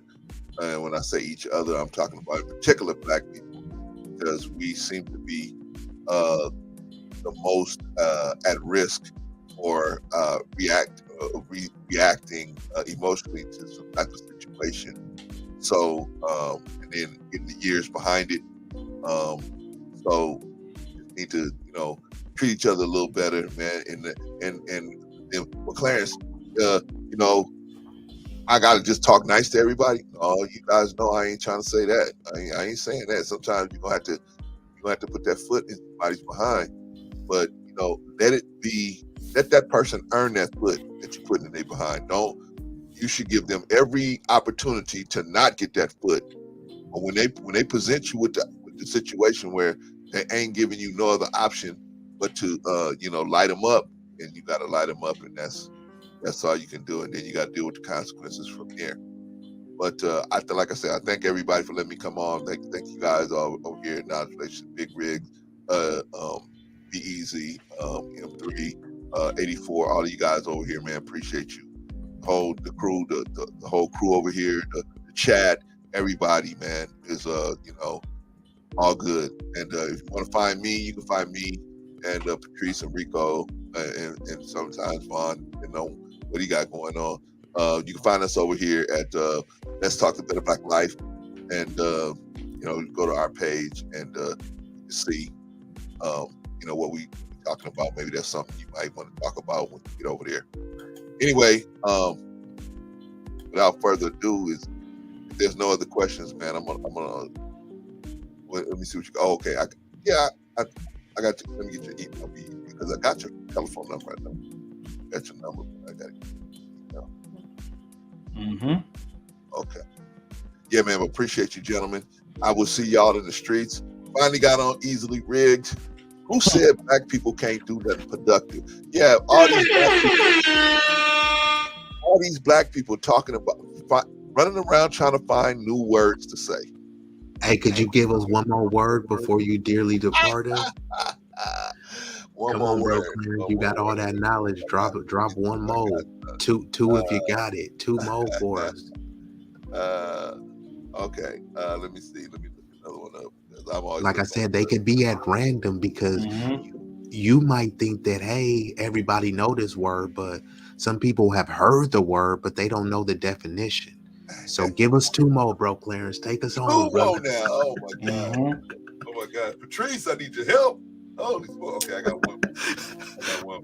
OG Patrice, maybe you can help your brother out, but he ain't leaving until he give us two more.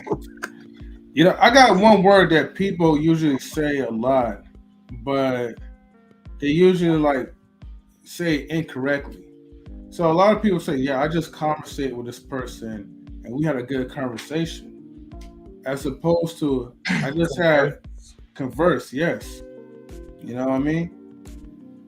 I like that. A lot of people don't say that. So that's true. One more. Conflagrate. I said conflagrate. Conflagrate. To catch fire. I like that. Conflagrate. Okay. Conflagrate. Yeah. See, I knew you had it in him. You got one more, bro, Clarence. Don't think I forgot, cuz. One more. Oh, man. Okay, I'm going to do it easy. Hey, and what's up with all the C's, bro, Clarence? Confabulate? I don't know, it's just working out there. It's just working out there with. Because I'm like you guys. Like, if I see a word, and I look, first thing I do is look at the definition, then I try to look at the other synonyms and everything, and then it lead me to other words and other words. Exactly. Okay. Okay, let me I got this here.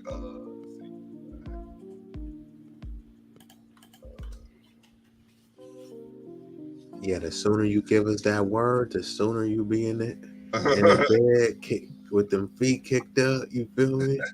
Kick your house slippers off, bro. How about that one?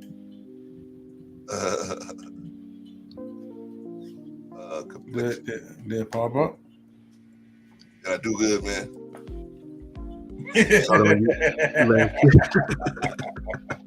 Do good. Yeah, we was gonna clash if you didn't drop another word. So.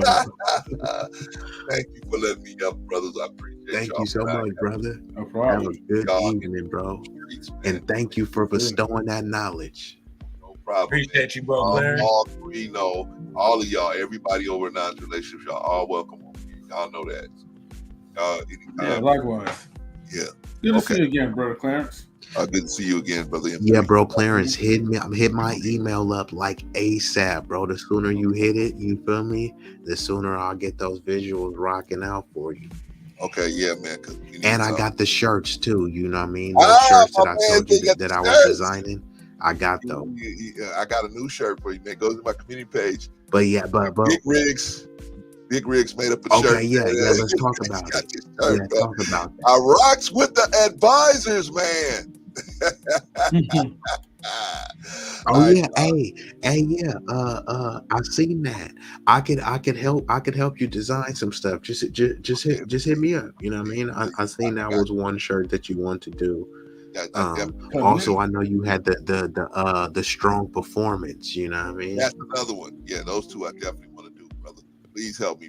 Please help me, big. Yeah, cause yeah. So that's okay. Yeah, Please, tap brother. in I with me. will hit you tomorrow, brother. All right. All right. That's right, bro. Clarence, he ready to step it up. That's right. Mhm. Trying to make it happen, man. Trying to make it happen. I mean, hey, Yeah.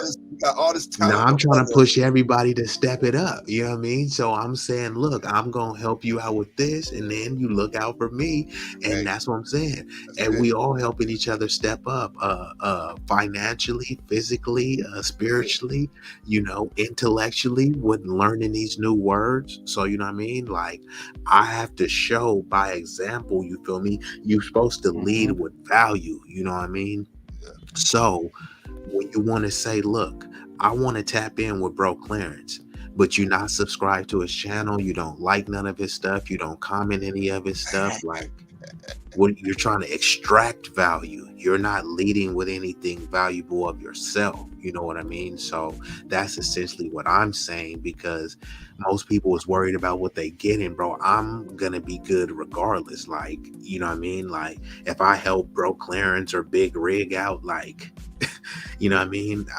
Nothing bad is gonna come of that. You Yeah, know what I mean? man. So it's like, you know Just what I help each mean? other, So man. like, Just help each other.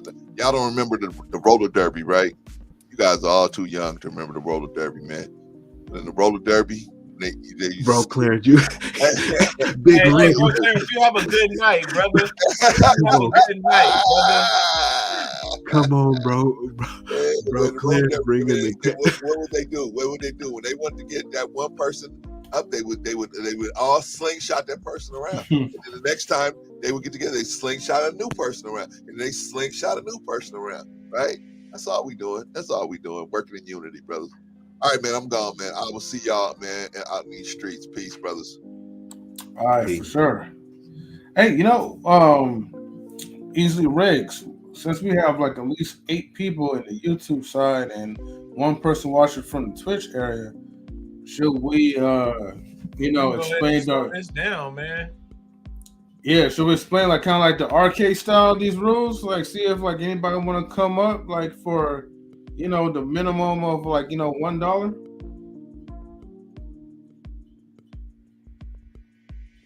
Hold on. I just seen that right Yeah, there. go ahead. Let them know. Go ahead. M3, explain to them. See, first of all, I know we got a lot of high rollers that come around this channel. So shout out to everybody. We don't pocket watch, but we do acknowledge the people that's out there go getting and hustling. So when we out here making this type of content, this is not just entertaining, intriguing, interesting for us. It's interesting for y'all too. So if I go to a arcade and I like Street Fighter, right? Mortal Kombat, but you gotta insert coins, tokens, dollars, etc. to play the game, to enjoy the game. It's a form of an entertainment. So people understand about, hey, this is something that's I like as entertainment, so I'm going to cash out for that. You know what I mean? I'm going to support that. So this is all we request in making it fun. Donate to the stream, to the show, to the Cash App. You know what I mean? And it's not like, hey, hit us off with 100. You can donate as much as you like, but a simple dollar, you know what I mean? A simple dollar to play, to participate, to support. You know what I mean? Is that really enough? Now, you don't got to limit yourself to $1, but I'm gonna let M3 lay out the rules, you know what I mean? And we can rock out. All right, thank you. Be easy. All right, so it's very simple. You know, A lot of stuff be easy. Already kind of like cover it. Let me go ahead and send this to a Twitch side too, so people could join in. All right, so let me zoom out real quick. So the way how it works is this: we're trying to teach people how to, limit the vulgarity, in their vocab. So basically, anything that's let me start from the beginning. When you put $1 in, right? That $1 that you donate, and you could donate either to Cash App. Most people find Cash App to be easier. You can also donate to the PayPal. Um, a better way, if you're trying to look that up again, just put the exclamation mark and then just type in donate, and then it should like pop up. But the point is that like, okay, so the rules is you put $1, right? Once you donate, and make sure that you type in like like your YouTube name. I mean, most of us like we could kind of see like and identify who you are. But just in case like if your government main name or some other name was shown, just let us know which one's like your YouTube name, so then we could send an invitation and invite you to the panel.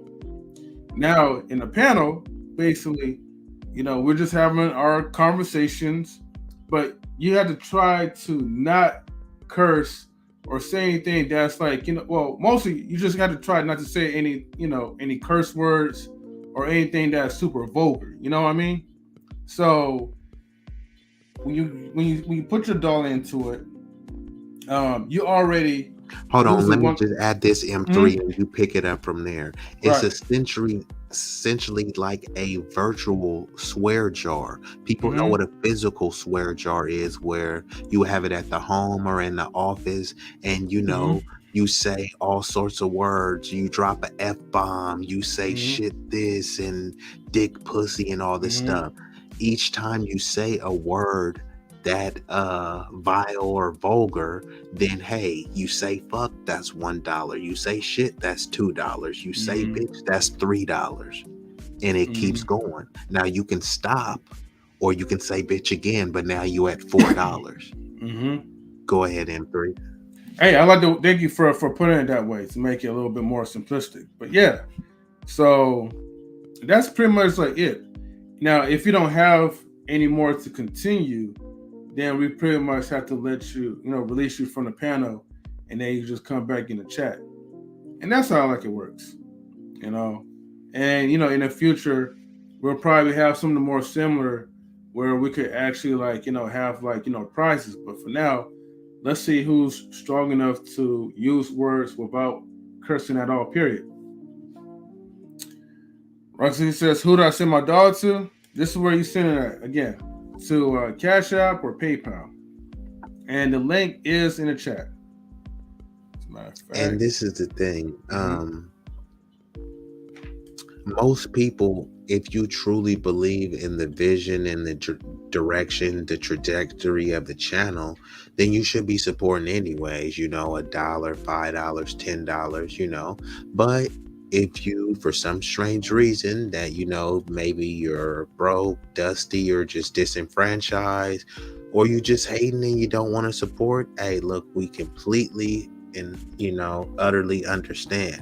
However, this is a way to where you can not only support, but you can challenge yourself to be more articulate, to be more sophisticated, and to be Mhm. more disciplined when you're speaking, you know, um, in public settings, and I think it will be able to have great benefits to your confidence and esteem to know that, hey, look, these are all of the words in my repertoire. Think about this. There's over 1 million words in the English language. You're never going to learn all of those words before you pass away.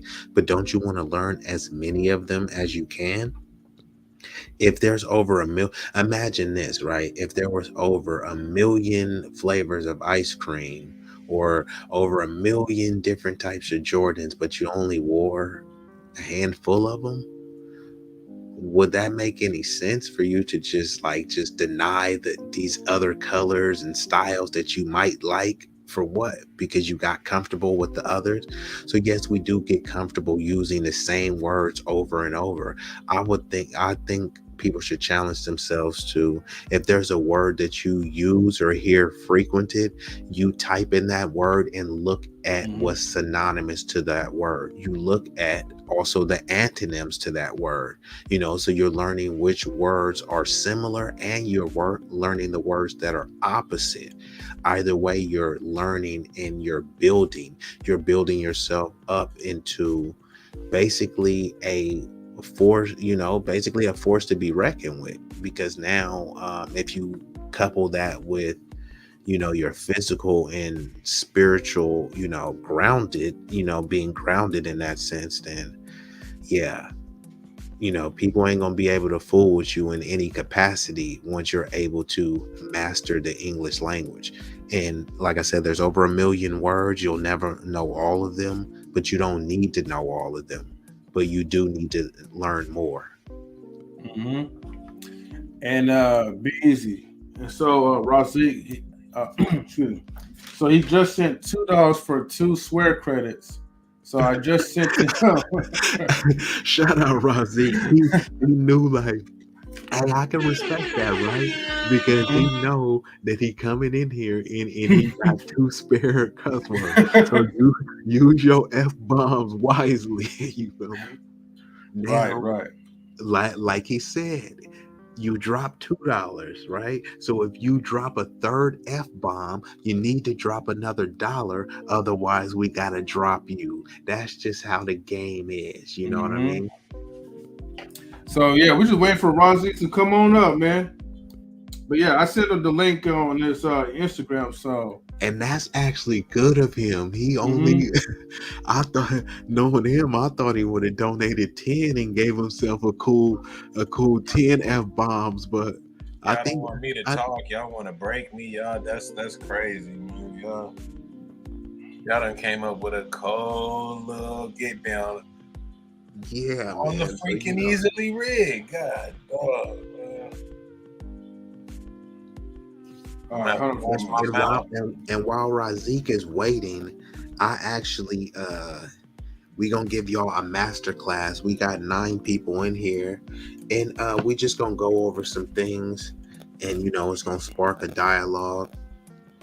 So these are 7 proven tips, what I mean, research certified, um, that is going to help you enhance your vocabulary. So number one, developing a reading habit. A lot of this stuff you will hear will seem very simplistic and you'll already know, but it doesn't matter what you know, it matters what you apply. So, vocabulary building is easiest when you encounter words in context. Seeing words appear in a novel or a newspaper article can be far more helpful than seeing them appear on vocabulary lists. So, I can give you a list of words, but when you're reading them in a book or an article or newspaper and they're written in a particular context, that is what will help you identify and essentially learn the word more. So not only do you gain exposure to more of these words, you see unfamiliar words, how they're used, and words that you might already know how they're used in a different context. So reading. I talk a lot to brother Razik about reading. I know this young man has read a ton of books, so doesn't matter how much you read, it matters how much you retain. But reading definitely does help you build up your vocabulary. What do you say to that, Razik? Razik, can you hear us?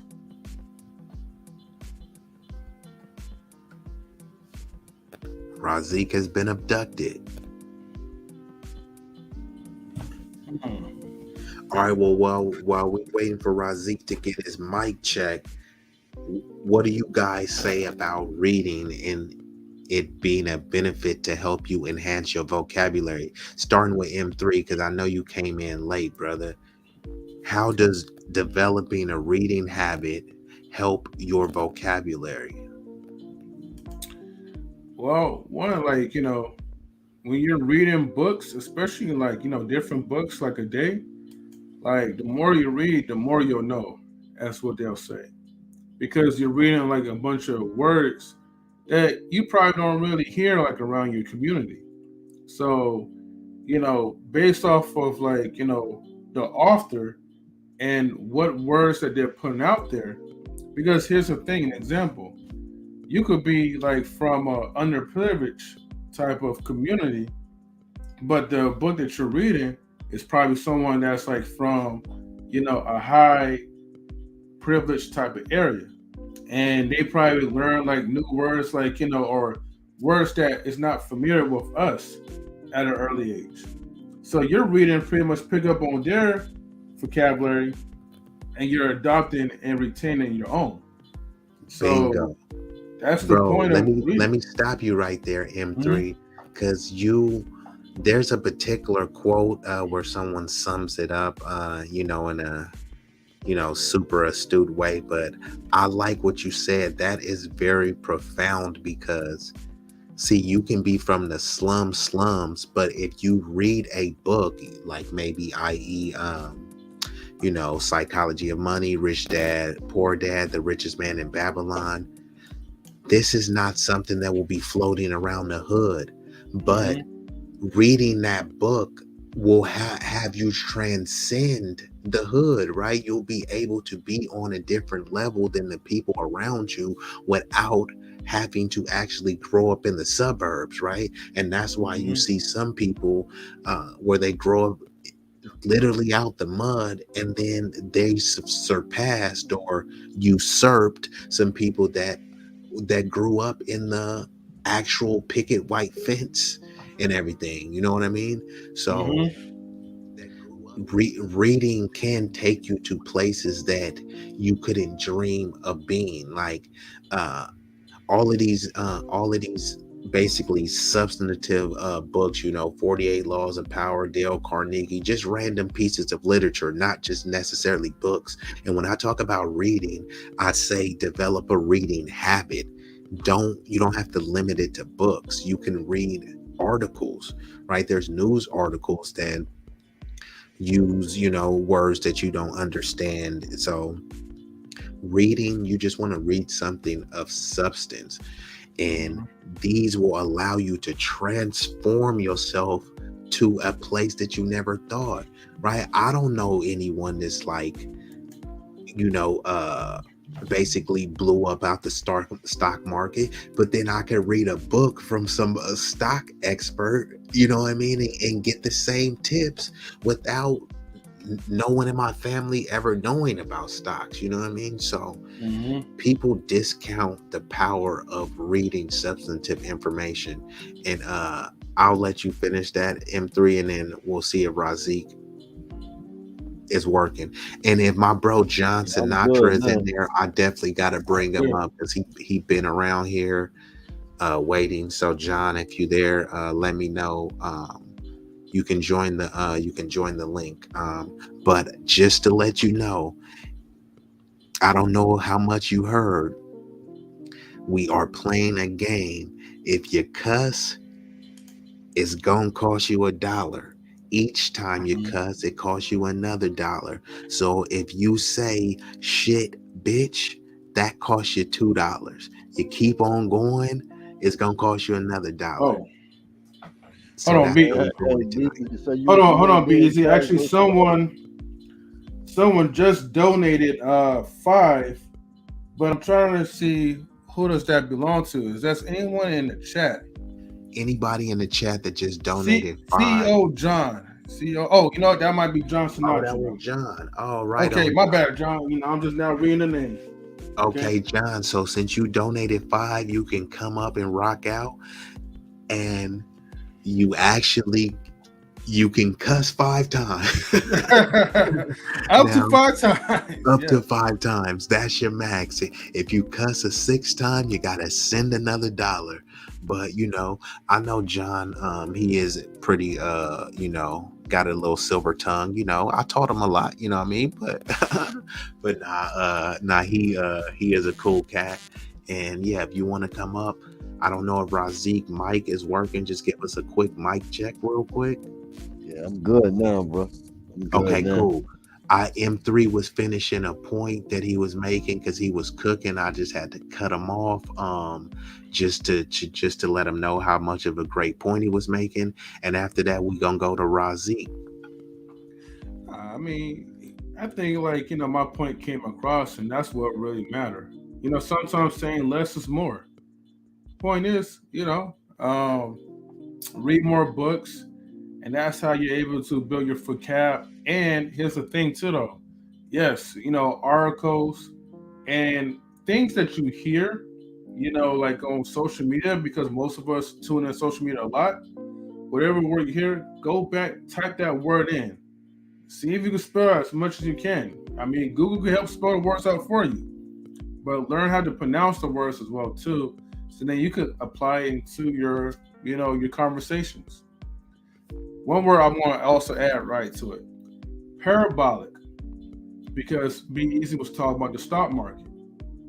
And parabolic is pretty much a bunch of variables, but a lot of people in the stock market will use that term whenever the stock is about to go volatile. So yeah. So that's all. Yeah. All right, Razik, you there? Yeah, I'm here. Am I good? Mm-hmm. Yeah, you good. Yeah.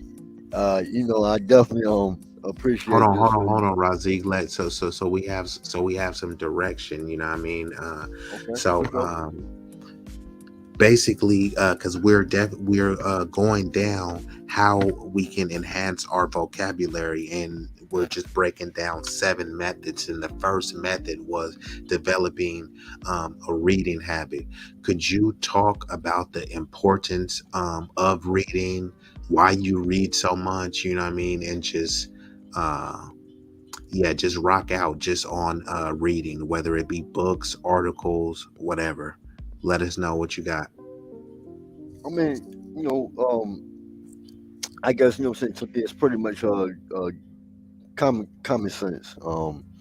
And I know, as they say, common sense is not common. You know what I mean? But in a general sense, and I've always said this, but the more you read, the more you don't, know.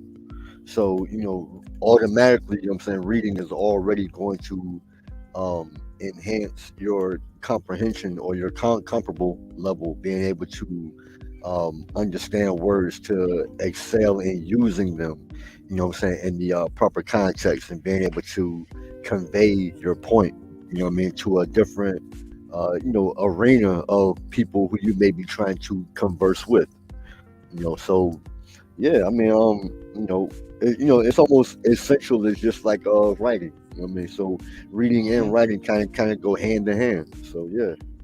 Bingo. Yeah, and that's what I was saying. You actually, when you're reading these words, like let's say there's a word you already know. Okay, know this word. I don't know this word. All right, that's the word that you need to write down. And then you need to go back and look up the definition and then write down the definition. That's how you will retain that information, so you're able to use it in a sentence fluently, and it doesn't just sound like, hey, you're trying hard or you're trying to sound smart or like the smartest dude in the room. Like, nah, this is just part of my extensive vocabulary and I'm just using it in a sentence. Don't try to shame me for being smart, you know what I mean? Because think about it, they'll shame you for being a dumbass and not knowing words. Like, damn, you're dumb, you need to read more. So then I Mhm. Hey, read look, more does that and word become count sophisticated. What? if he cursed? Does that Did word I? if he just cursed? Yeah. I guess I Yeah. gotta send $1 then. And you ain't hear you?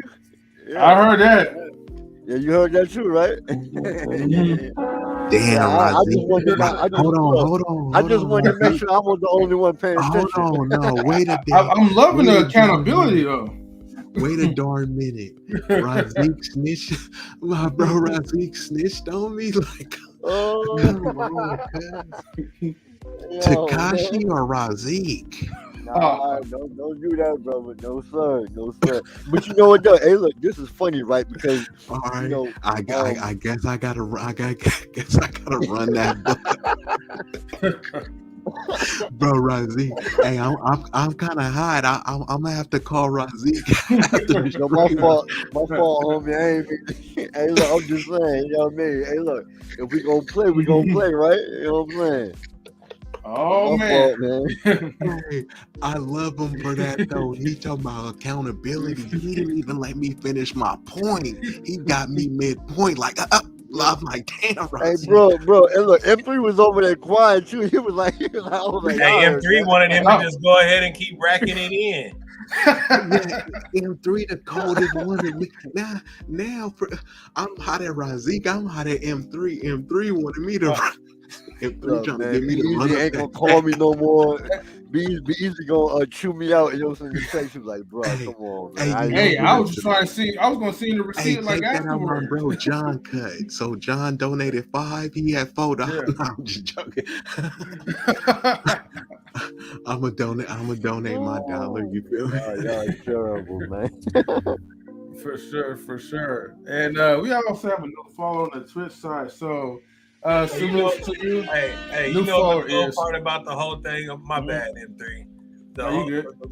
The cold thing about the whole thing though is he was champion this whole game though. He was given the rules multiple times, and then he got to doing his spiel, bro. And Man, boom. that's Razik. Every time I'm around Zeke, I blame Zeke. Hey, Nah, bro, you look. right, Big Hey, Rig. look. I was disciplined the whole night, and then you Hey, once look. Hey, look. I will He's say like, this, let me right? explain the big beep rules. You know hey, what I mean? I was like that Muslim that don't eat no pork, but then you feel me, get a whiff of He some went over there and Slim bit Jim. round into it. table with pepperoni. You feel Hey, look, I will say this, right? You know what I mean? But going back to what Beasley was saying earlier, you know, with the usage of the vocab too, words are like kind of compound in a sense. So like even in elementary school, when you remember how they used to use root words, you know what I'm saying, the prefix and then the suffix of the word. So you may come across a lot of words that you ain't never what I'm saying, seen before or might have used them, but they always have a root word in them that'll kind of give you a general sense of what they mean. You know what I mean? So, I just wanted to put that out there because as I put in the chat earlier, like of course, I and rhyme, I do poetry, so what I'm saying, just like the whole usage of the language, like the more and more, like when you start to try to play on words, the creativity, what I'm saying, like the words will actually show forth. You know what I'm saying? So, and how you and how you try to what I'm saying, like just be creative, what I'm saying, in a sense. So cool. And so let me Hey, pick it up hey, from here, real quick Razik. though, real quick. Oh yeah. Hey, words are weapons, bro. Words be cutting people. Words will have you ready to, put harm to somebody because it hurts you. You ain't gotta put your hands on nobody if you know how to use your words right, bro. You know what I'm saying? I said some things, man, that made people want to, jump out of cars and stuff. You feel me? Like just words is really, really strong, man. They really strong. But go ahead, man. I just had to throw that in there, man. Words is weapons, man. Straight up. They say the tongue can heal and rebuild, and then it could also destroy. Off top. Yeah, correct. Somebody say something to you and trigger you so cold, they don't gotta touch you. Hey, where's John Sinatra? I thought he was gonna come up here. Yeah, I know. I mean, thank you for the support, bro. I thought he was gonna come up. He said he was. I know sometimes I think he be having kind of difficulty. I know like sometimes rigs, the link don't always be working for you, but hopefully he's able to come up. But either way, thank you for that donation.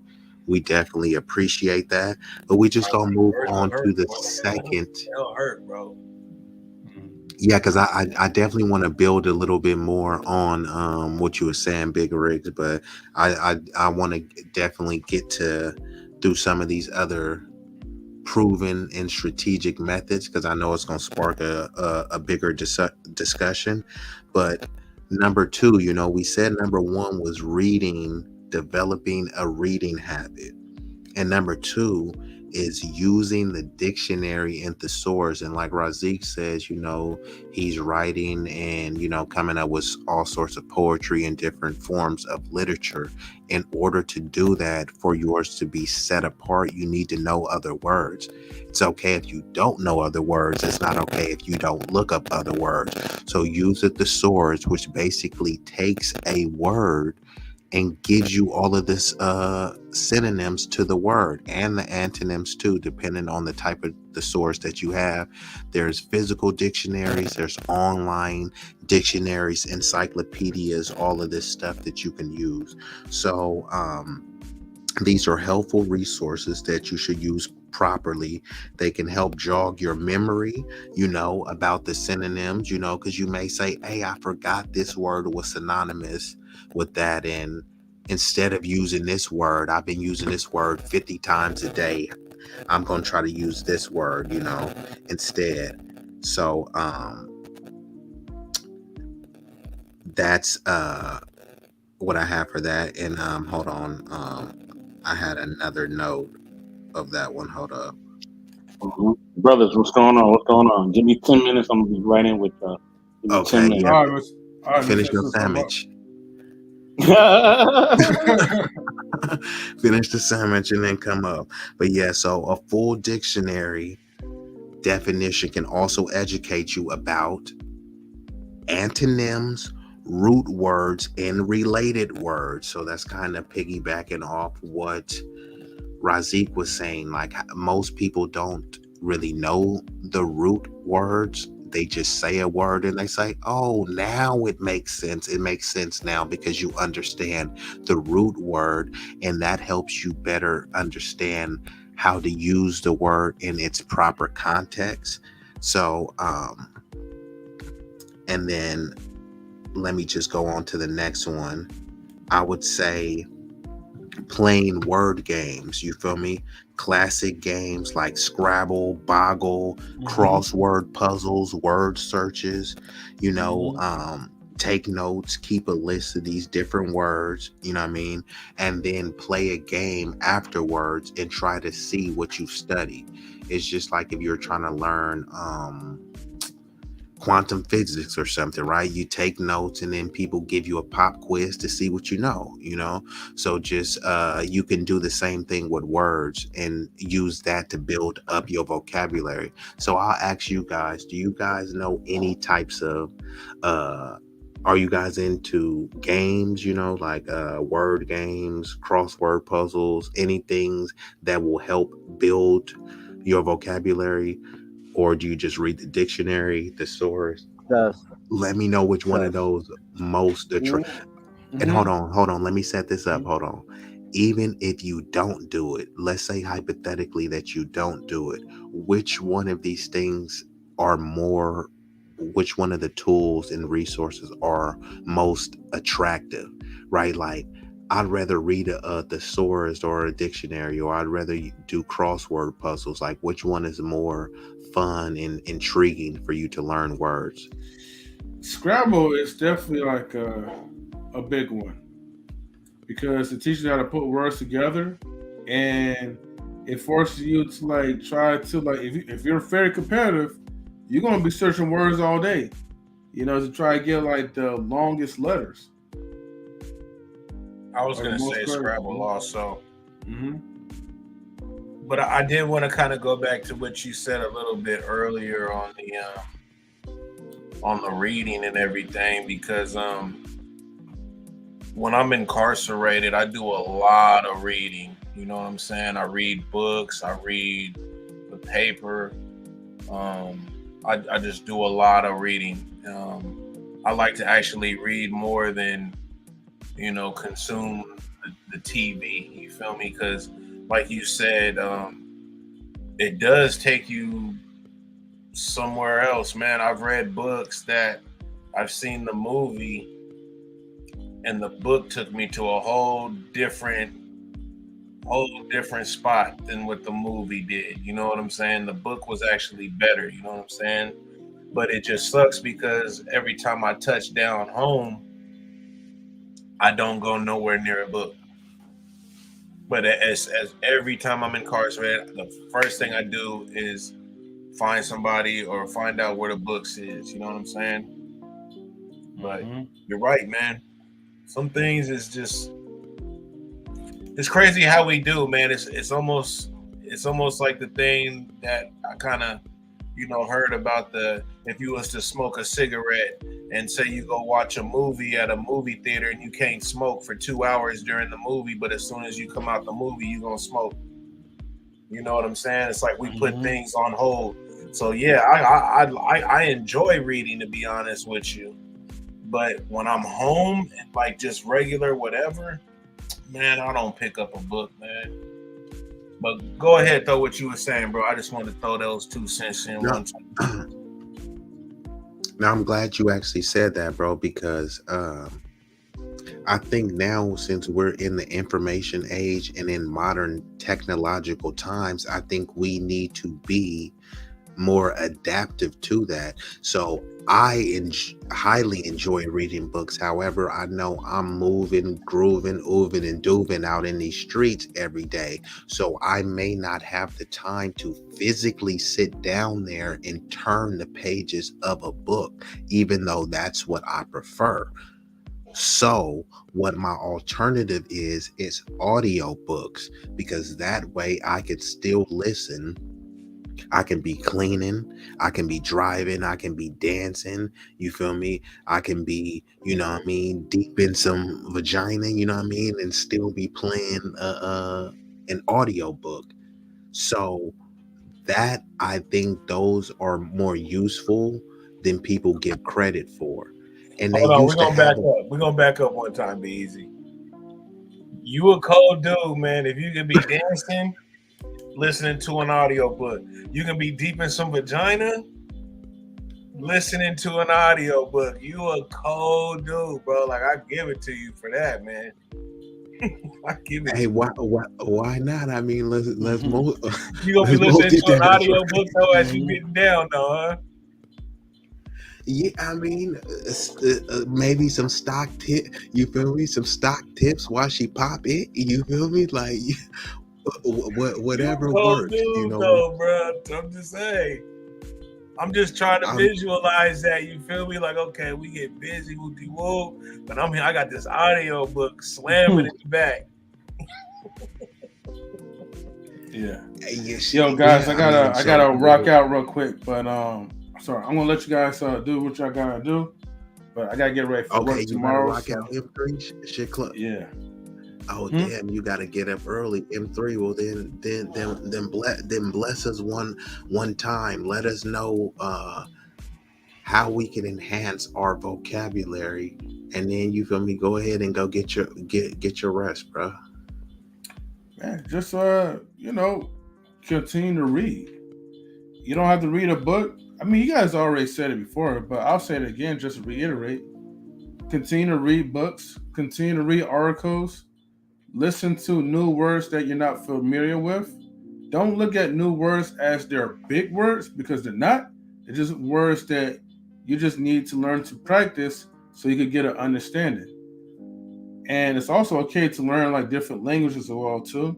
Those are also new words that's out there. So yeah, I mean, that's pretty much it. Just make sure that you guys and ladies get your minds right and continue to allow Easy Rigs to educate you guys. Thank you, guys. Thank you, brother. I appreciate you. But hold on, man. I heard it is a hot channel out in the streets that's, you feel me, started from the bottom and is ascending to the top. What is that channel? Let the people know what that channel is.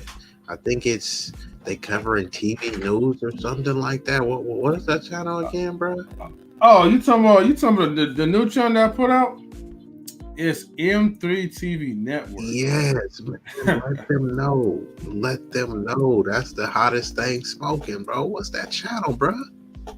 All right, so look. Say it with your chest, you cool dude. Man, humble, man. Let people know what that channel is. All right, for sure, man. Look, everybody, if you want to, feel free to subscribe to my, second YouTube channel, which is M3 TV Network. Okay, where it's supposed to be all about M3, but I've been just covering a bunch of new stuff. So, probably in the future, hopefully, we could have some more good stuff going on, and maybe add some acting, some theatrics or whatever. But for now, I'm just covering celebrity news on that part. So if you subscribe, the more subscribers, the better the attraction will be. So, but yeah, thank you guys for shouting that out.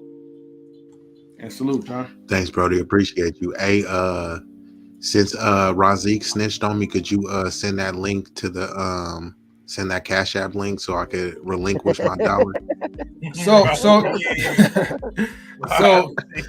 the Cash App link, right? Since the Brody told, you feel me? You know what I mean? The Cash App link, right, is already pinned like to the comments, so it'd be easy. So when you go on YouTube, you'll see it like it's already pinned up there to the top. Okay. Yeah. So yeah, I'll be looking forward to to that $1.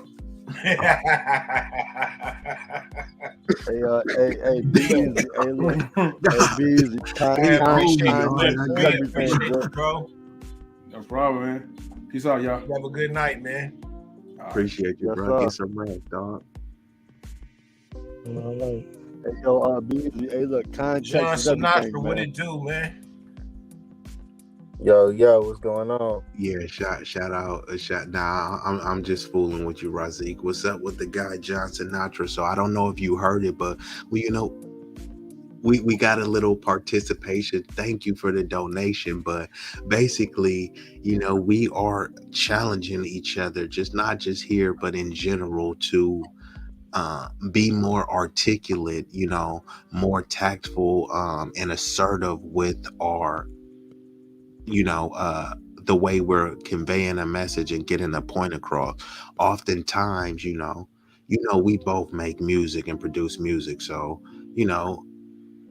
we'll put some vulgar stuff in there, and that's understandable for the music. But when we communicating on these platforms or doing the book drives and stuff, we don't need to be dropping F-bombs every other sentence, you know what I mean? So essentially what we challenging people is to hey, when we discussing matters, you need to refrain from using profanity. And if you do, it's just like a swear jar. It's just like a virtual swear jar. And I think once you do that, it actually challenges you to say oh, dang, I went 4 hours without even cussing. It's like Big Rig just said, you go in the movie, you watch Batman, you feel me? In that movie, 3 hours, you don't even think about a cigarette because you're just so enamored with the movie, and then you come out and then you immediately have one. So some people might be on this panel and not say a cuss word, and as soon as they end, they call up and just, F this, F that.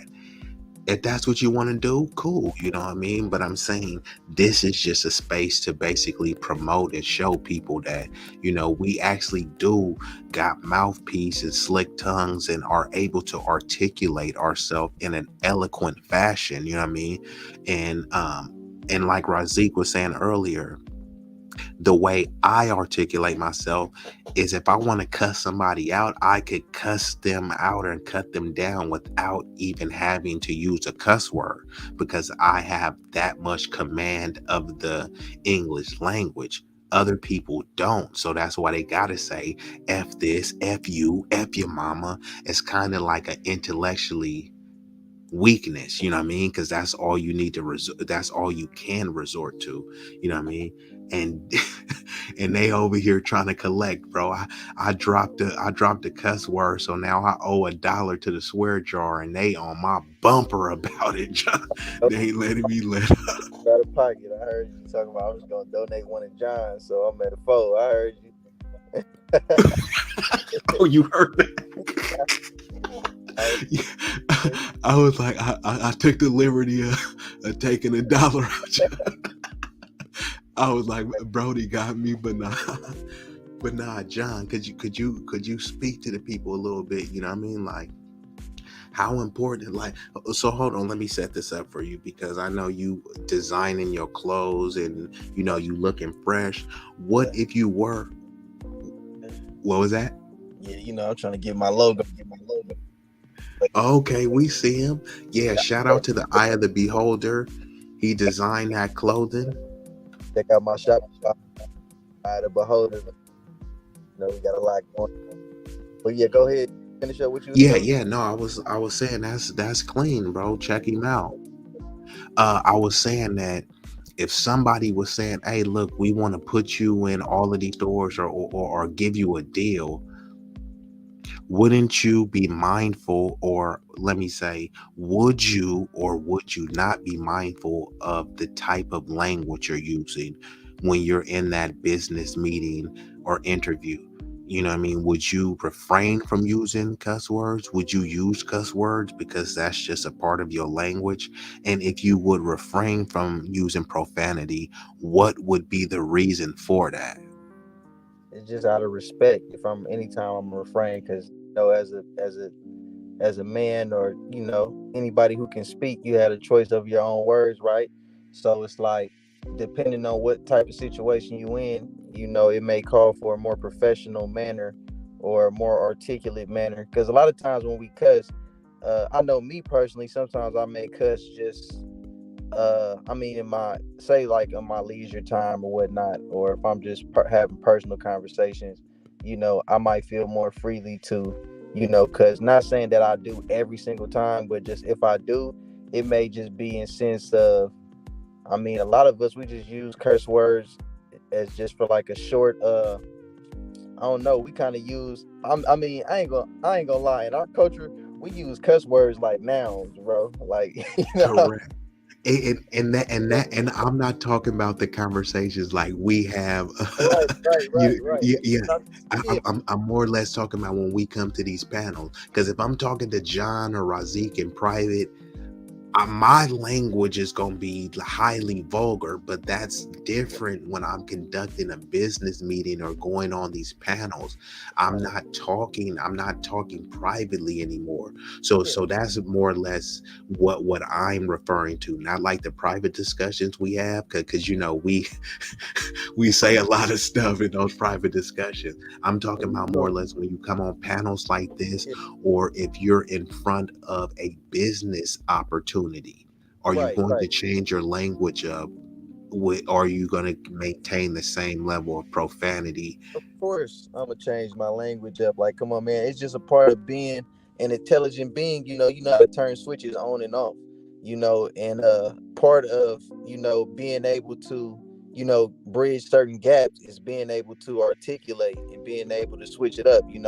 I can talk in a room amongst businessmen, or I could talk into the same room amongst people of a lesser vocabulary, and not make myself appear to be, completely just so, out of reach with them, to where they feel like, oh man, I can't talk to this dude because he's using all these big words I don't understand. Like, intelligence is very broad. Like, it ranges. So it's like, of course, if I'm when it comes to business opportunities and professional situations, I'm just gonna meet that quota.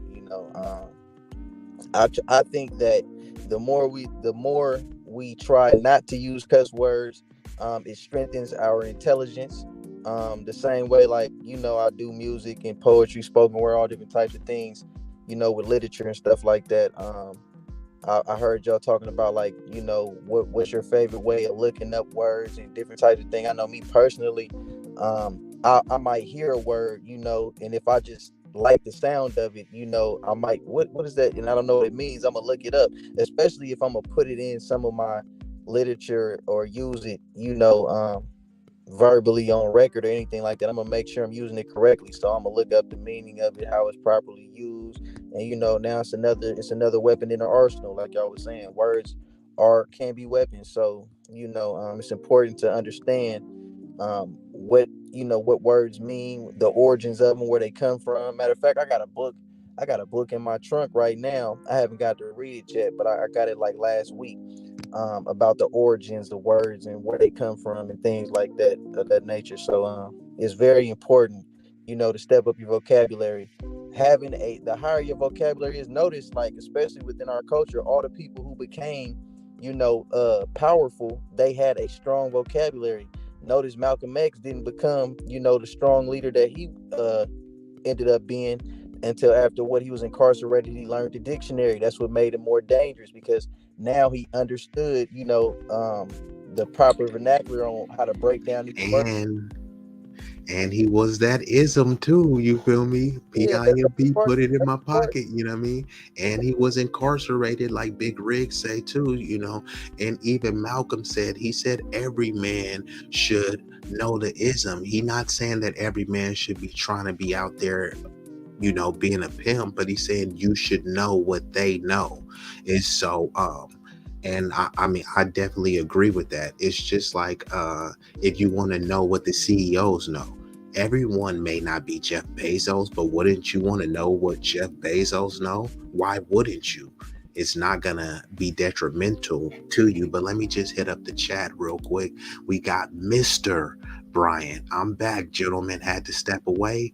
This is a good conversation. Yes, it is. And if you want to join, come up. I know Mr. Brian don't be using no profanity, so he's good in that regard. He is highly disciplined, way better than me. And we got Quantum Love, metaphysician in the building. Quantum Love is such a lovely soul. She said profanity is life.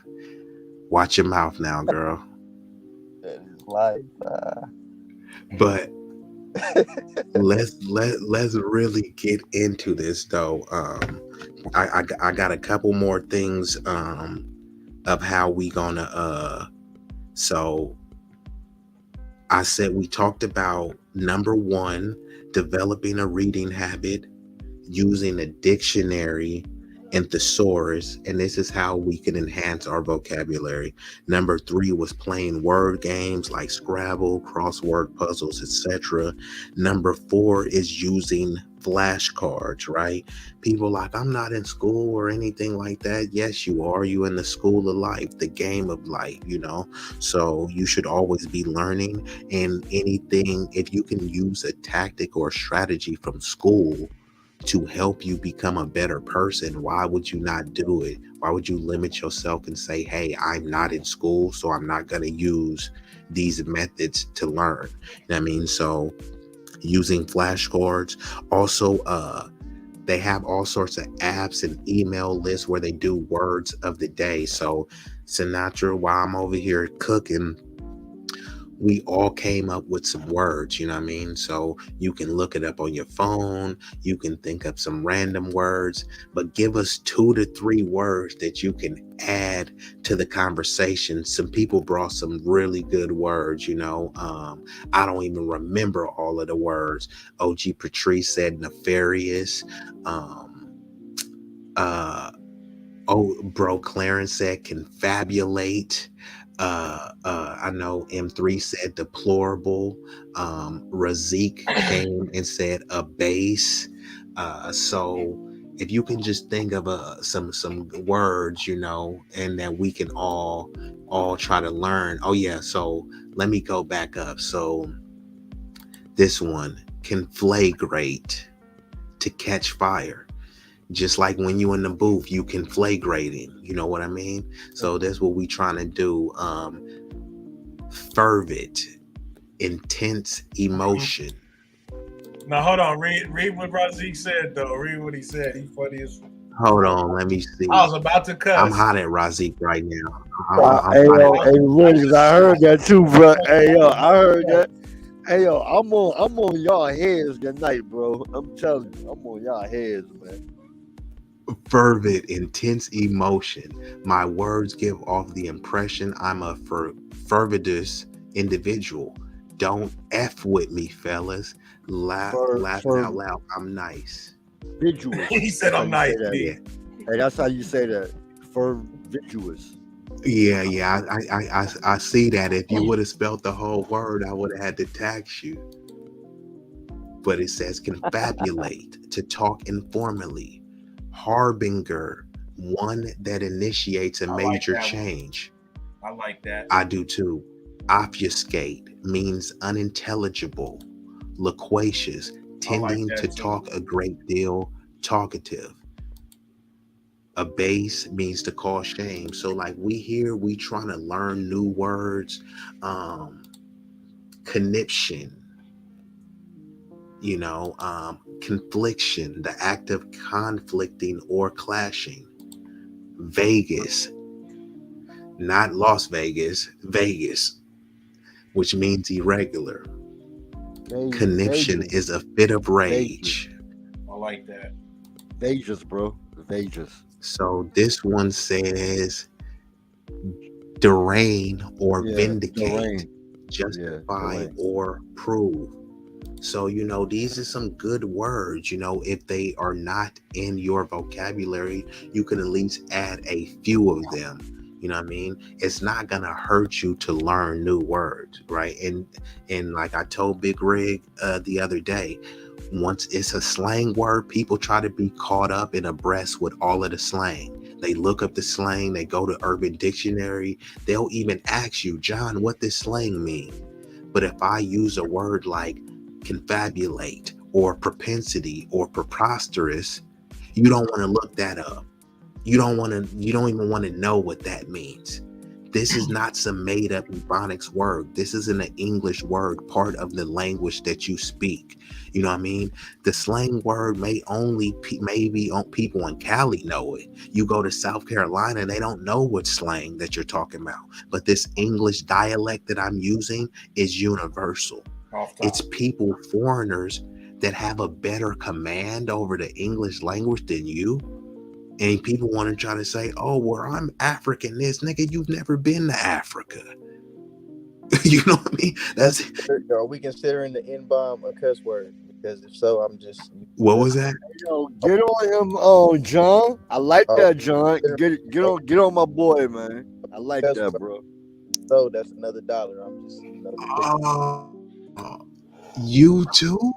Hey man, it's just a challenge to step it up, man. Hey, Big Rig, he said you too. Johnson Jatra. Hey, you remember the end of G.I. Joe when they said winning is half the battle? Be easy, you ain't winning, bro. Hey, Big Rig, hey look, hey Rick, hey yo, Be Easy he said you too. I mean, I thought it was just Zeke. Now they coming for your boy. I guess I gotta run I guess I'm in a hole for $2. Shucks. You a cold messenger. Be easy. I mean, somebody I feel you, but I mean, it's just funny though because they catching you slipping left and right, bro. Bro, they on my helmet. I'm like, can I speak freely? Let me in here. Oh my goodness. That's out now. Hey, this is thanks to y'all's new little game, man. I'm gonna just take the 2 off of John, so John donated $3. John's Hey, so what did they just get you on? So I make sure I don't make the same mistake, bro. They got me on the N word, and I don't know what the first word Razik got me on, but it was dumb. So it was dumb A. Too, huh? Nah, hey look, it was dumb A. The first word to Be Easy said, he said dumb A. So then I asked M3, I was like, yo, did you hear that? So M3 was like, yeah, I heard that. I was like, okay. I just wanted to be on me, Y'all got me though. Y'all been. I'm impressed. I'm impressed with Razik. You a cold pilot. Hey, Easy, and you know, I'm a huge fan of colorful language, bro. I love those words. I love to use them in all different times of contexts. You know what I'm saying? Conversations. So I mean, me and you, look, bro. The way that we talk is this is like night and day. You know what I'm saying? This is like night and day. Hey yo, Rig, am I lying? Hey, this is like this is like night and day, bro. You know what I mean? So, I'm just saying. Hey, look, money on the line, bro. Luckily, it's only $1. The thing is we just comfortable, bro. Like we so comfortable in saying our cuss words and how we talk and everything. It's just, for one, it's culture. It's for sure culture, because you just said it earlier. Be easy when you said how these youngsters, man, they be on their phone wilding out. They don't care where they at. They using every cuss word and an offensive word within the matter of like 30 seconds in the conversation, you feel me? At like full blast, and it's just, we comfortable with it, man. So it's a good challenge, you know what I'm saying? He gonna rake it in for sure. But there's gonna be a lot of oops and oh man's going on, you know what I mean? You a perfect example. So yeah, but it's good. I liked it, and thank y'all brothers for snitching on me and holding me accountable. I appreciate it. All at the same time. He had to put the full word on there. What's up with it, 84? He did, though. What up? Mr. Best, how much you been tuning into? First, was that sandwich good? It's always incredible, man. All I need to hear. That means yes. How much did you tune into, brother? I've been kind of like dropping in and out though, but I've been listening for like the last like 5-10 minutes though. About the little word thing that y'all doing. You been dropping in and out for 5-10 minutes, bro? God. No. I started dropping in and out, but I wasn't paying attention for the last 5-10 minutes. Leave me alone, Riggs. You know what I'm saying? I appreciate the truth, brother. I appreciate it. Listen. You know, being one of the main moderators, you know what I mean? Sometimes about the challenge we got going on right now, right? I kind of noticed that. Yeah. Okay, I mean, I don't use a lot of curse words. You know what I mean? It depends on like kind of what tangent I'm on. Like, you know, Riggs kind of see me in a different element. It's not only curse words; it's vulgar and distasteful words as well. So I just dropped the N word, so that was pretty distasteful. So you feel me? I gotta run them $1 for that, and then I used another swear word, so I'm in the whole $2 right now. And if you're gonna use a cuss word in advance, you can always donate, $2-3 and drop 3 F-bombs. You know what I mean? That's essentially how it works. One cuss word equals $1. You know what I mean? Damn, that's crazy. That's super crazy. I mean, here's my thing, right? I think like the words you use, right, in the setting that you use them in, like that's kind of the audience that's gonna bring you around. Like I'm really big in the energy, right? Whatever energy I put out there is like the energy I'm gonna get back. You know what I mean? It's so true. Like when you focus on positive energy, that's the energy that come around you. You know what I mean? As soon as you get on the negative, or as soon as you are really on a tip where you're not focused on putting positive vibes out there with your words, then it's going to reflect everything else that comes to you. You know what I mean? Life a lot of times is a mirror. It's a reflection of what you put out there. You know what I mean? So if I'm using words that edify myself, that edify what I'm saying, man, I'm going to get that same rapport back. It don't matter where I'm at. I could be, in the business sector. I can be, you know what I mean, in the streets, anywhere, in the church, anywhere. Whatever words I use, the energy from it is going to travel with me. You know what I'm saying? So, like some people, they, like it says in a good word, like with words, you can either bring life or death. You know what I mean? So, if I'm bringing life and I'm speaking life into myself, then that's what's going to manifest. But if I'm speaking death into myself and I'm like, man, you know what I mean? Yo, somebody gonna get me, bro. Somebody gonna do this. Somebody gonna do that. It's gonna come because I'm bringing that energy towards me. You know what I mean? Because I'm living that energy out. You know what I mean? It's a fact. So thoughts too. Thoughts and words kind of work in the same aspect. Thoughts and words, emotions too. They all kind of it's kind of like a three string chord, like thoughts, words, and and like your emotions. You know what I mean? And they'll manifest into action. So yeah. Hey, can I elaborate on what bro talking about right now? Yes, sir. Yeah, I like how you just talk about how you can speak life and death, and I wanted to bring up how lately I've been seeing a lot of people talk about how rappers, getting killed left and right, and how rapping is the most dangerous job. This, and that. People be asking me how I feel about it, right? And I think it's exactly what you said. It's life and death is in the tongue, right? And if you look at a lot of these people who meet early demises, yeah, look at what they talk about. A lot of people, they speak death, so much on a daily basis in all their lyrics and all their songs. It's kind of like you summon that spirit up amongst you, like you say. So that's very true what you said, bro. We gotta hold ourselves accountable and be more responsible about what we let come out our mouth, because like you can't control what you think, but you can control what you say. And I think a lot of times people just forget how powerful words actually are, and that how dangerous it is to be careless and reckless at the tongue. So it's a very important, to be able to build a vocabulary where you can articulate or basically express yourself, in better ways, versus just resorting to, you know um your regular go-to, what was really programmed, you know in our mental on a daily basis about what we listen to and what we watch. You might be a person who probably would prefer not to curse, but you watch it so much or you listen to it so much, it starts to rub off. Next thing you know, it's in your vocabulary. So part of expanding your vocabulary is what you listen to and what you watch, besides what you may read. What you're devoting your attention span to, is very important.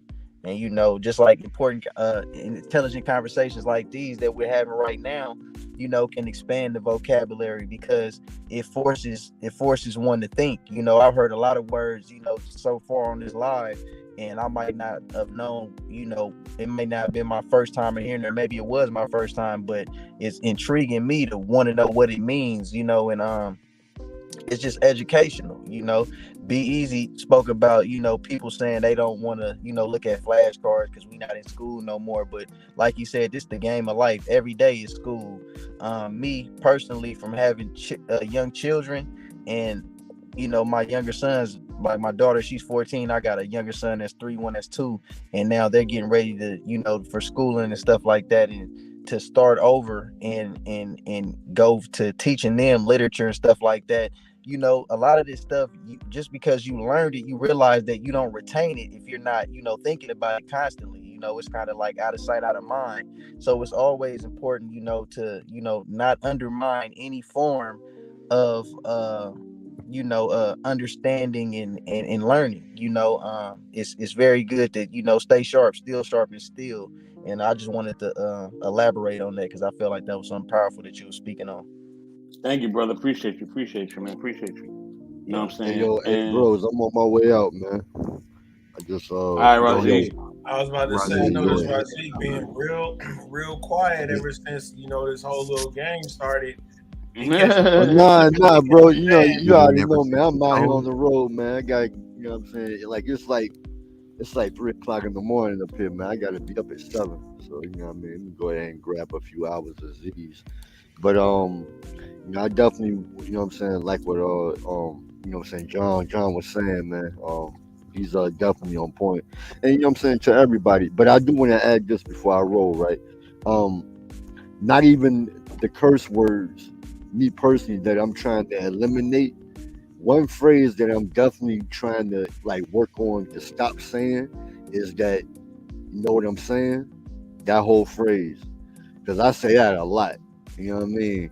So it's not even like a vulgar phrase, but that's just something that I know that I say a lot. So when I be trying to have like a little pause, I be like, you know what I'm saying? You know what I mean? So I'm definitely trying to work on that. But look, I ain't gonna hold y'all, man. Y'all be good. Y'all be safe wherever y'all at, man. So Mm-hmm. Well, Salute, brother. thanks, brother. Salute. Appreciate you. And plus, I think like, as men, right? Like, it's certain things that we know is like kind of like common sense, right? Even for younger men, like I think they kind of know certain things in common sense. Like men, we kind of know certain phrases you stay away from other men unless you just want that energy. You know what I mean? So if you tell a dude SMD, you tell a dude shut up. You know what I mean? You inviting that towards you. You know what I'm saying? Like you say those type of things, you gotta be ready for whatever happens after that. You know what I mean? You gotta be ready for whatever happens. You know what I mean? Or you start talking about like they folks or they parents, like you gotta be for what, or their sisters or their siblings or their kids. You gotta be ready for whatever happens after that. And if you're not ready for whatever's going to happen after that, then you should not be using those words. You know what I mean? Because it's gonna come. You keep trying it with the right person, it's gonna come. So especially when you speak on somebody who is dealing with pain and any relatives is not here no more, like you making music about it and you laughing, you joking, you say you smoking on their relatives and their homies, like what you think gonna happen? Like, especially if they're already in that lifestyle, they're already active, like it's coming. Like it's coming. So you just, you gotta buckle up. You know what I mean? Universal. And most people ain't ready for all that. Go ahead, bro. I'm sorry. No, I was speaking on what you saying. That's universal law right there. You're gonna get back what you put out. So if like you say, you inviting somebody to your genitals, or you saying you smoking on their relatives, you're not showing no respect, no remorse for the dead, for the deceased. You bringing that energy right towards you. Universal law. One thing what I learned recently, well, I guess I always knew it, but I didn't know that I knew it. But man-made law can be broken, but universal law, you can't get around it. You see you know what I mean? What you put out, you are for sure going to get back. It's like a cycle. And I learned that I can vouch for that myself personally. Like a lot of things I manifested not even willingly, like unknowingly, subconsciously, like, and then I go back and think about it, like, man, I kind of predicted this. I brought this amongst myself just by what I was speaking, or you know what I mean?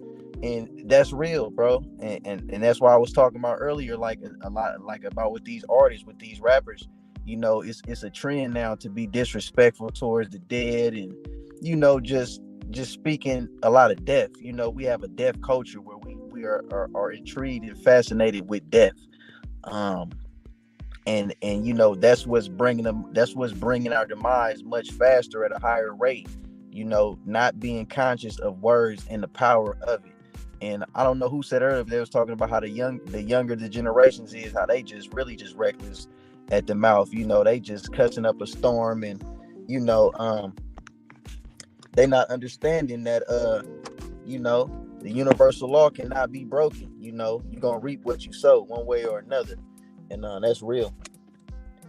And the devil is a ruthless bounty hunter. You know what I'm saying? He a ruthless bounty hunter. Like, you keep inviting him into your house, he gonna collect. You know what I mean? You keep knocking on the devil's door, he gonna collect. You know what I mean? And I think unfortunately, I hate to use an example of this brother, but you know what I mean, it's true. Young Dolph, right? He kept knocking on the door. He kept knocking on the door. You know what I mean?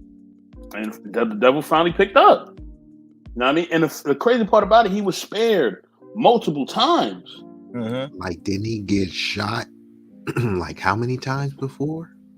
No, so he had a bulletproof bus, right? They shot it up 100 times. He ain't died. Then he got shot in LA. He survived that.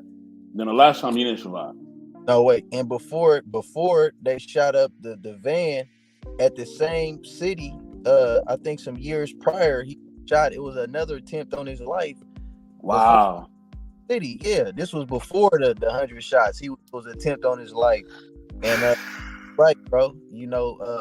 I think what happened with him was he realized what he was trying to do was take advantage of the situation and use it as a form of promotion. But it's a deadly game. Every dollar is not a good dollar, and I think that's a lesson to be learned from that. Somebody once said, "Is your money being longer worth your lifespan being shorter?" And I think that's a good example. Nah, that's kind of off. Tommy B, what up, baby? What's happening, bro? Nah, it was politics behind Young Dolph. It had nothing to do with that 100 shots and shit. He got in the middle of some beef with some other niggas. It was all mixed up. it ain't my politics to speak on, so I ain't gonna get too deep into it. But basically, he was caught in the middle of a feud between two different cliques. It had nothing to do with CMG or none of them. That was just some pure street shit that he literally got caught in the middle of. And to simplify, basically, he signed an artist that was responsible for smoking a dude that he fucked with. And the dudes that he fucked with or used to fuck with basically didn't appreciate that. And that's what brought it on. It had nothing to do with what we all thought it had something to do with as far and that's I think that's the problem when we talk about like these rappers and stuff, because on the outside we think one thing, but a lot of them is politics on the inside or whatever that brings it. It ain't necessarily what we always think on the outside. That's true. I just think that it's politics behind every individual death. Of course, it's not all the same, but one thing that you can point out that is the same is, you know, the words and the type of things that people are conjuring up, that energy. You know, of course, him making songs about the 100 shots, that's not solely the reason, but we can all agree that that didn't help the situation. And it wasn't like he was, you know, he wasn't trying to kumbaya. It's not like he was singing kumbaya, you know, at the same time either. You definitely right on what you're saying. I just feel like with all the rappers in general, there's that just passed as of recent, one thing that they do have in common is it's not like they was out here just, you know, singing about praise the Lord. You know what I mean? And well, the evidence is if you look at the rappers, Wale don't got to walk around like these niggas do. Kendrick ain't got to walk around like these niggas do. J. Cole ain't got to walk around like so. That's why I hate when these niggas go rapping is the most dangerous. No, it's not.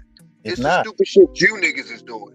Right. It's not rap. It's what you niggas. Because if rap was the most dangerous job in the world, then Kendrick would have to be worried. But Kendrick be all in the hood. He was in Harlem today.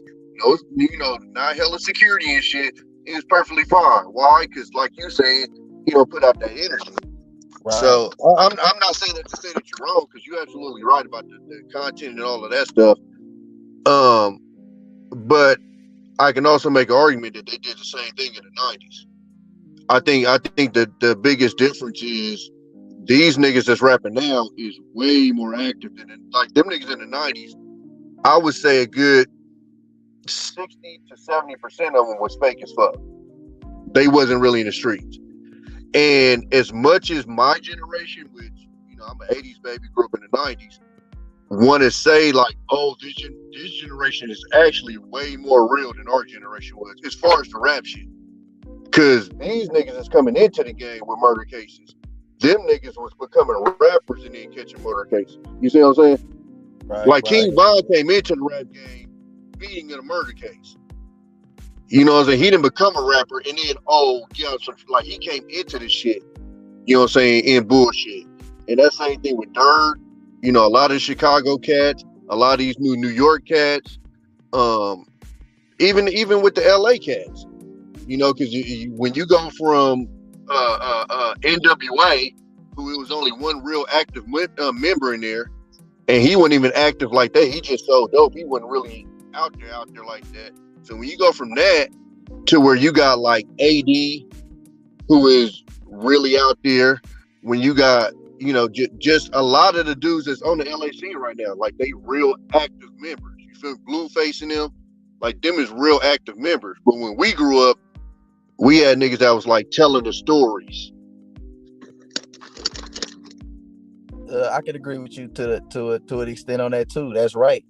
It still boils down to words got power, and what you put out is what you gonna get back. Like you said, Kendrick, he come from the hood too, but it's what he chose to talk about. He could have been. I'm pretty sure he didn't see some murders. He probably didn't got his hands dirty before too. I mean, everybody don't wear, you know, they background on their sleeve like that, but you have a choice to make a change based upon, you know, what you envision and what you summon. You know, the same way you close your eyes, say a prayer, you're summoning. You know what I mean? And a lot of these younger dudes now, they don't understand because they so caught up in a one-dimensional lifestyle. They don't understand the power of their words. Not saying that, you know, you can just stop your destiny, because if something meant to happen to you, I do believe it's gonna happen, right? but it's kind of hard to dispute the fact that it's like if somebody go to the zoo and they poking at all the lions and then they get their arm bit off. You know what I mean? You didn't, you could say like, oh well, the lion was hungry, and anybody who stuck their arm out there was gonna get bit. But yeah, but you chose to stick your arm out there at the same time. So it's still it's like I feel like we got to take more responsibility, just as a culture. You know what I mean? So let me ask you this: does Go that ahead. count with with the trolls? With who?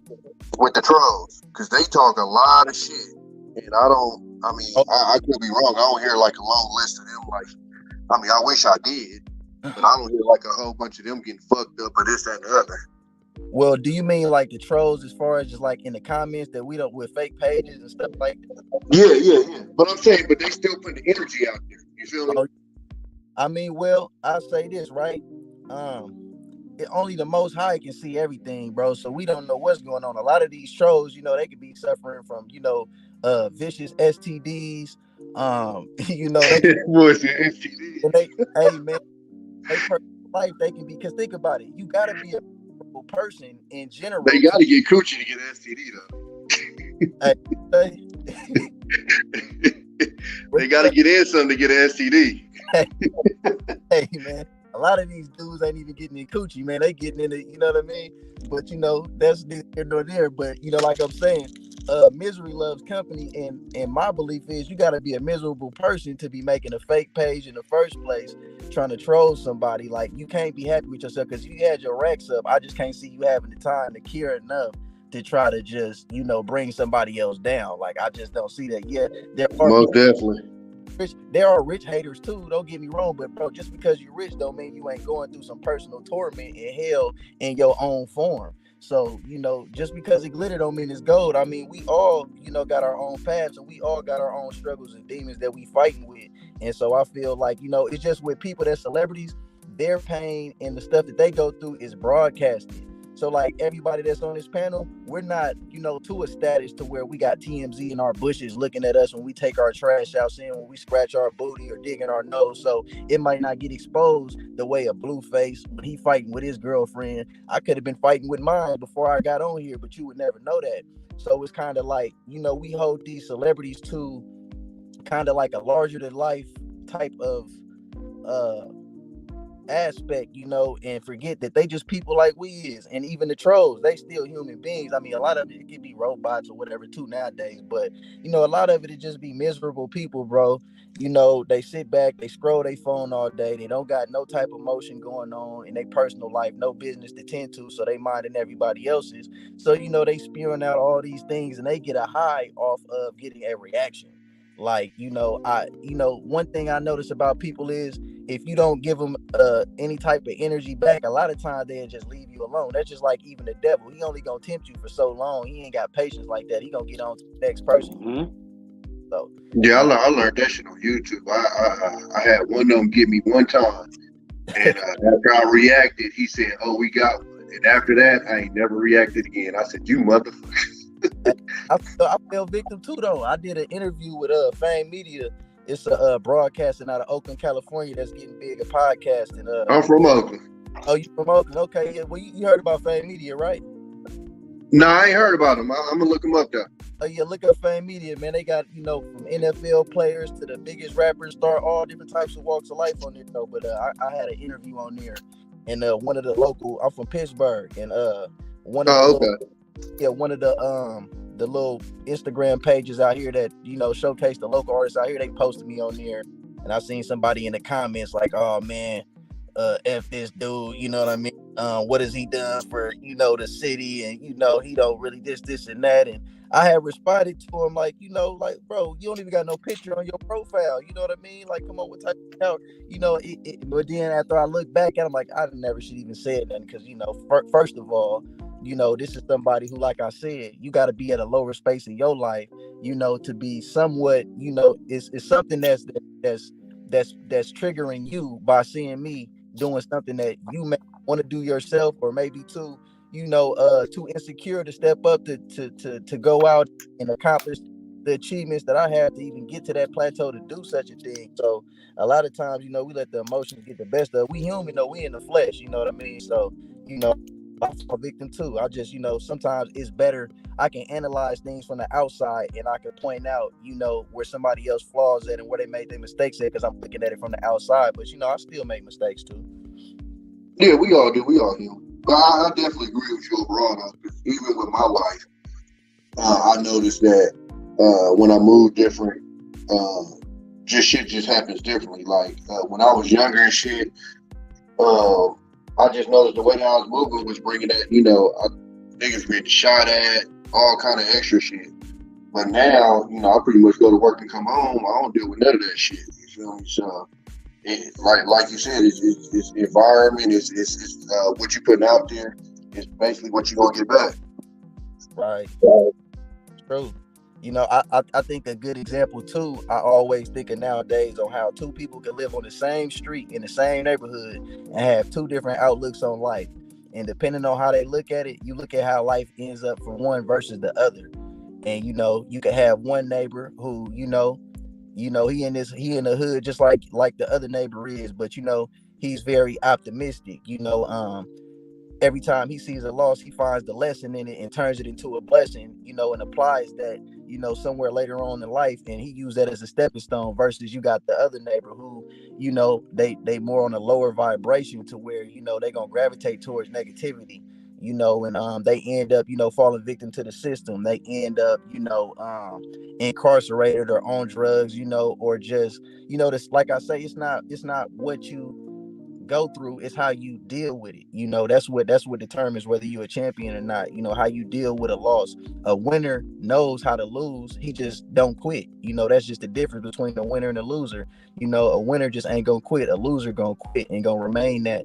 And it all comes down to what's in your heart. As a man, if you really want more, I really do truly believe you can achieve more, bro. Because I know I ain't had the worstest life, but it's very a lot of shortcomings and misfortune compared to a lot of people I know. And some people have a way lesser of a harsher life, and I excel past them, and they look at me like, man, how are you doing this? And I'm looking at them like, how did you not do this? You come from this type of home, this type of background, you got inheritance properties and stuff. I ain't never had none of that. So it's like, it's just all about what's in you, and how far you want to go and what you put your attention into. And, like I say, we're part of a deaf culture, this hip hop culture that what it turned into now versus, like you said, in the 90s. I think the difference is there was a bigger span of the genre. Hip hop wasn't just drill, gangster, kill. It was like we still had that, but you had a Tupac, you had Tribe Called Quest, you had a Wu-Tang, you had We still got it though. I mean, Like, and people like to make that argument. I always jump in because I think we kind of get that mixed up as if it don't exist no more. But Kendrick is one of the biggest rappers in the game right now. That's a fact. Who did you Drake say? is one of the biggest rappers in the game. That's a fact. You feel me? I can name probably 10 other rappers that doing pretty well in this generation that's not rapping about the bullshit. Overall, I get what you're saying, but I don't want to make it seem like that don't even exist these days no more.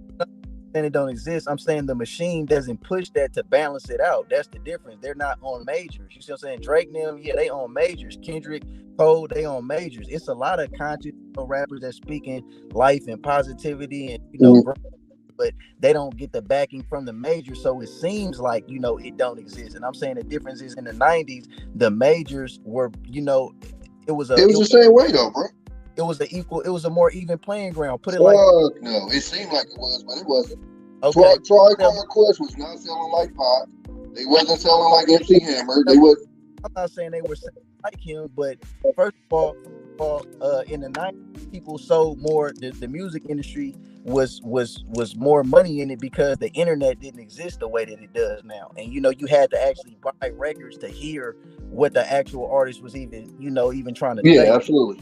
So it was more money floating around. But what I mean is, it was a more level playing ground. Like, put it like this: these labels now, I mean, the internet is out there, so we know, like, come on now, there's private owned prisons, bro. There's, there's all these different corporations who make money off the death of our culture. So in order for them to make more money, it's only right for them to make sure that they promote, the artists who are more so, going to put out a negative message towards the youth who is going to go out, and end up in the system and end up making the cycle continue so that they make more money.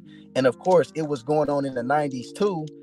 But I feel like just at this level now, it's at a way more rapid speed and pace because of the internet and, just how easier it is to consume content now. You know what I mean? Let me ask you this quick question, and it's just to kind of challenge you. It ain't necessarily a disagreement.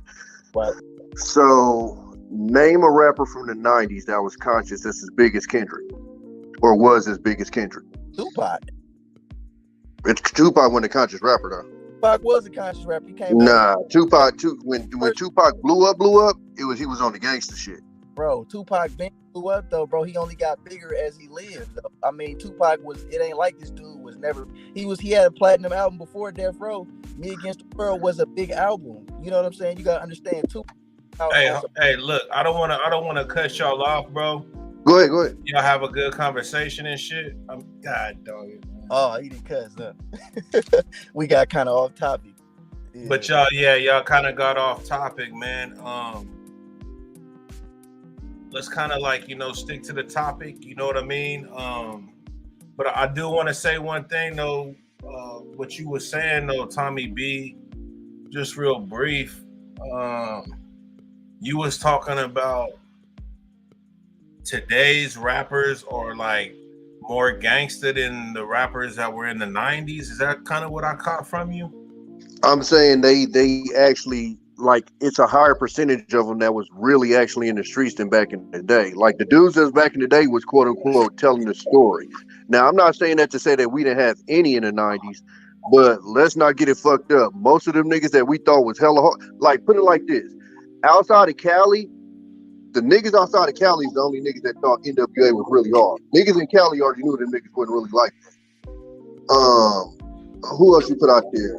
Ice-T was fucking around, but he wasn't out there like that. Like, when I say hard like that, I can't name too many niggas in the 90s that was actually like had bodies and shit. How like, old were you in the 90s, brother? I grew up in the 90s, bro. I turned 40 Saturday. I was there. So you don't think then that all that gang banging that was going on in the 90s, all of that gangster, that's where it was almost at the height. Let's talk about Colors, the movie Colors. You feel me? When that came out and the uproar that caused. So real gang members. I'm talking about. Go ahead. My bad. And then you said you from Oakland, right? Yeah. I'm from San Jose, bro. So I'm from the Bay Area, and in Palo Alto in the 90s, EPA, you couldn't really step too much feet up in there in the 90s. And there was a lot of rap groups, Totally Insane. I know them, you know what I'm saying, personally. There was a lot of rap groups that came out of there. Chunk, I know him personally. A lot of things coming out of there, you know what I'm saying? And it was really active. It was really serious. Yeah, but you talking about Bay Boys, though. I'm talking about mainstream. I'm just saying, though, like, I can't really speak on too much anything else. We can talk about LA because... So, let me ask you this. You know who King Von is, right? Yeah, the youngster from Chicago. Okay. Right? You'd be hard pressed to go to Chicago and start naming some. See, the names you name, I know because we from out here. You'd be hard pressed to go to Chicago, and they would know those names. And see, when we grew up in the Bay, like 3 Times Crazy, that's a household name for us. You go outside of California, niggas gonna be scratching their head like, who the fuck is 3X Crazy? You got to look at the technology, brother. Because nowadays they know about everybody out here in the Bay with the technology and the internet. No, but what I'm saying is Lil Durk was on Power 106. 3 Times Crazy wasn't. King Von was on Power 106. So I get what you're saying because I see the Bay Area is a different beast. Because for one thing, especially back in them days, you could be big in the Bay and still make a good amount of money because the Bay got pretty much the whole West Coast. We got the Midwest, etc., etc.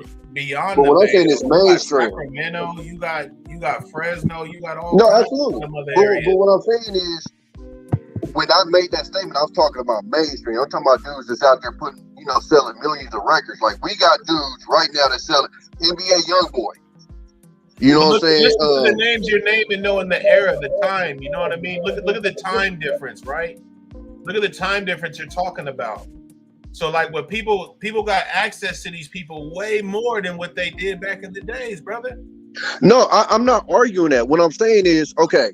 But that's why they have more of that million scale or whatever, how you trying to put it. That's why though. No, I understand that. But at the same time, we still had mainstream rappers in the 90s. All I'm saying is our mainstream rappers in the 90s, it was a higher percentage of them that were posers than now. Because the gangsters was real gangsters, brother. They wasn't just putting all their stuff out there. You know what I mean? Like you see these cats now. But that's what I'm saying with the technology and stuff. Like, okay, I'm not saying by any means that it was soft back then. But what I'm saying is NWA was considered the most gangster group ever. That's not true. Outside of Cali? Talk to somebody outside of Cali. Them niggas thought Ice Cube was a killer. See, inside of California, because we know the politics, because you might be tapped in with LA. Everybody knows that LA niggas looked at boys, God damn, why I can't think of their name. NWA, they looked at them as marks. Like if you talk to most, I would say our parents, but not like directly. I'm saying people that's our parents' age that's in LA, they looked at NWA like they was marks, like they was suckers. But if you get outside of California, they wasn't looked at like that. They thought Ice Cube would be kicking in your dough. The time period, though, brother. The time period. So right now, with the times we in now, these cats know about everybody out here from the Bay to LA to Sacramento to everywhere, bro. Because they do, but they don't, and that's what I'm telling you. So I'll put it like this, like Yachty Benji. Y'all know who Yachty Benji is? No. That's what I mean. That nigga from Oakland. So you can't say everybody knows everybody. If you ain't San Jose, you don't know who all the Bay Area artists. No, I know, I get that. What I'm saying is, I get what you're saying, but I think you kind of overblowing it because at the end of the day, the mainstream artists are going to get to that level. So what I'm saying is, if you put a 3 times crazy into this generation, I don't know that they become as big as say like an NBA YoungBoy or something like that. You feel me? Because the way that you word it is almost sounding like, okay, well, a lot of these Bay Area cats would have been mainstream if they had the technology they had today.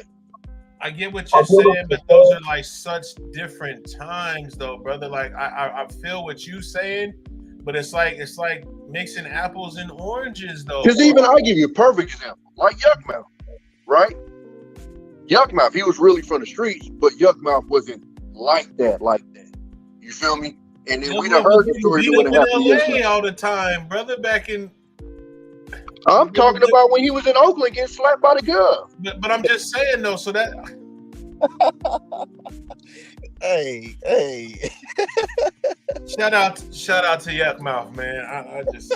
No, I fucks with Yuck. I used to go to church with Yuck. And Yuck tells these stories. This ain't nothing new. Yuck tells these stories. He told the story about him getting robbed by Suge and everything. I dig it, but I don't know. I mean, I feel what you're saying, but it's just like the times that you're comparing are just so different. Like almost everybody around the country know about E40, bro. Like everybody. Like yeah, but E40 not like underground. And that's he's not mainstream, but he's not underground. But you was just talking about mainstream, though. Okay, so you just picked E40, who's literally arguably the biggest artist out of the Bay. That's why everybody knows about him. If you gonna step below him, huh? He's not. I mean, but besides like MC Hammer now, but I'm saying as far as like what we're MC talking about, that Hammer? underground, huh? Okay, man, I got it. You just laughed at MC Hammer. You're from San Jose, right? the time periods though, yes, these newer time periods, way different ball game. I'm in the music game, brother. Like I've been in, I've had music labels the whole nine. You feel me? Like I get it, and then the times now are completely different. Yeah. And the marketing and getting out there and everything. Yeah, absolutely. I can't talk about back in the days, let's say late, mid 90s, 2000s to what we're in now. I can't compare them. It's different, brother. Like the times, music, it's different. The audiences you can pull, marketing, everything is different. So I can't compare. I can't do that. Well, I'm not comparing the exposure though. I'm just saying the kids that are getting into the game, exposure, right? Huh? Doesn't that come with exposure though? No, because I'm not worried about the necessarily the popularity. I'm just saying the kids that are getting into the game right now. Look at what just happened to Jada Youngin. Look what just happened to. I mean, we can count them down of guys that was actually out there. What I'm saying is in the '90s. When okay, this is the funniest part, bro. As bad as they think it is today, it was literally worse when we were coming up in the 90s. I'm talking about as far as murder rates and all of that stuff. We still wasn't losing niggas like we losing them now. And the murder rate was higher back then. It was arguably more dangerous back then with the crack epidemic and stuff. But it's more magnified. Gotta look at that too. And I feel what both of y'all right, and y'all both. But I can see basically like what Bruh said is like due to the internet, like we can say that it's more magnified now because like you say the Jada Youngins, the King Vons, the Mo 3s, we can go on and on and on, right? But it's like with this internet, for one, it's more easy to. I mean, for one, I feel like what you saying is your main point is there's more mainstream artists signed that you hear about having, bodies on them and this and that. I can agree with that, right? But the 90s with them blowing up gangster rap like that, that's what paved the way for this to get to the point where it's at now. So absolutely. But what I'm saying is when it was invented, when you listen to NWI and I'm talking, what they literally will tell you is we're telling the stories of where we come from. These niggas is telling their stories. You see what I'm saying? So not all these rappers though, brother, is no, I agree. That's why I said a percentage. So that's even though they say they telling the stories though, I mean, they don't necessarily have to be in the field, but they folks was probably in the field. You know what I mean? And they just bro, I 100% agree with you. But what I'm saying is when you have a King Von who's coming in beating two bodies, when you got a Lil Durk who is on record of them catching him in the middle of trying to knock a nigga down. What was dude's name that sang the song Glamorous Life? Jacka. No, I'm talking about back in the day. He's from New York. He's doing time right now. But anyways, he was a rapper back in the mid 80s, 90s with a body. Okay, listen. I'm not saying it didn't exist. I'm saying it's a higher percentage of these but you guys. keep bringing up Von though, like he's the spokesperson for bodies in the rap game, and I mean, I could bring up Boosie. I could bring up Boosie. I mean, we could keep on going. The list goes on. What's his name up there in New York that just caught one? The youngin that was on tape. Hell, y'all just talked about Dolph. He made that tape, and they met him in CIAA and sprayed the shit up 100 times. And I think we ain't got to put it out there, but I think we all know who's responsible for that shit. Another rapper. Right. And then, hold on the Mozzie situation. I don't know if y'all tapped in with the sack politics, but the Mozzie situation, nigga, one song, 26 shootings. Hold on 1 second, Tommy B. Hey, be easy. You still there? Hell no, he ain't. Yeah, I'm still going to sleep. It's late. Okay, I'm just making sure because we kind of got off into something else, brother, and I just want to make sure. Y'all went wavelength, spent the block, did a figure eight. I didn't even hear you, brother. No, I was saying, yeah, I said y'all went way left, did a figure eight, It you know what went I mean? really left, Pulled and back that's in why there. I had to stop. And that's why. Yeah, no, it's all good. I mean, I think we're gonna be getting close to shutting it down soon. So I'm gonna go ahead because I know it's late and I got some other engagements to do. But what's up with SO Hopeful?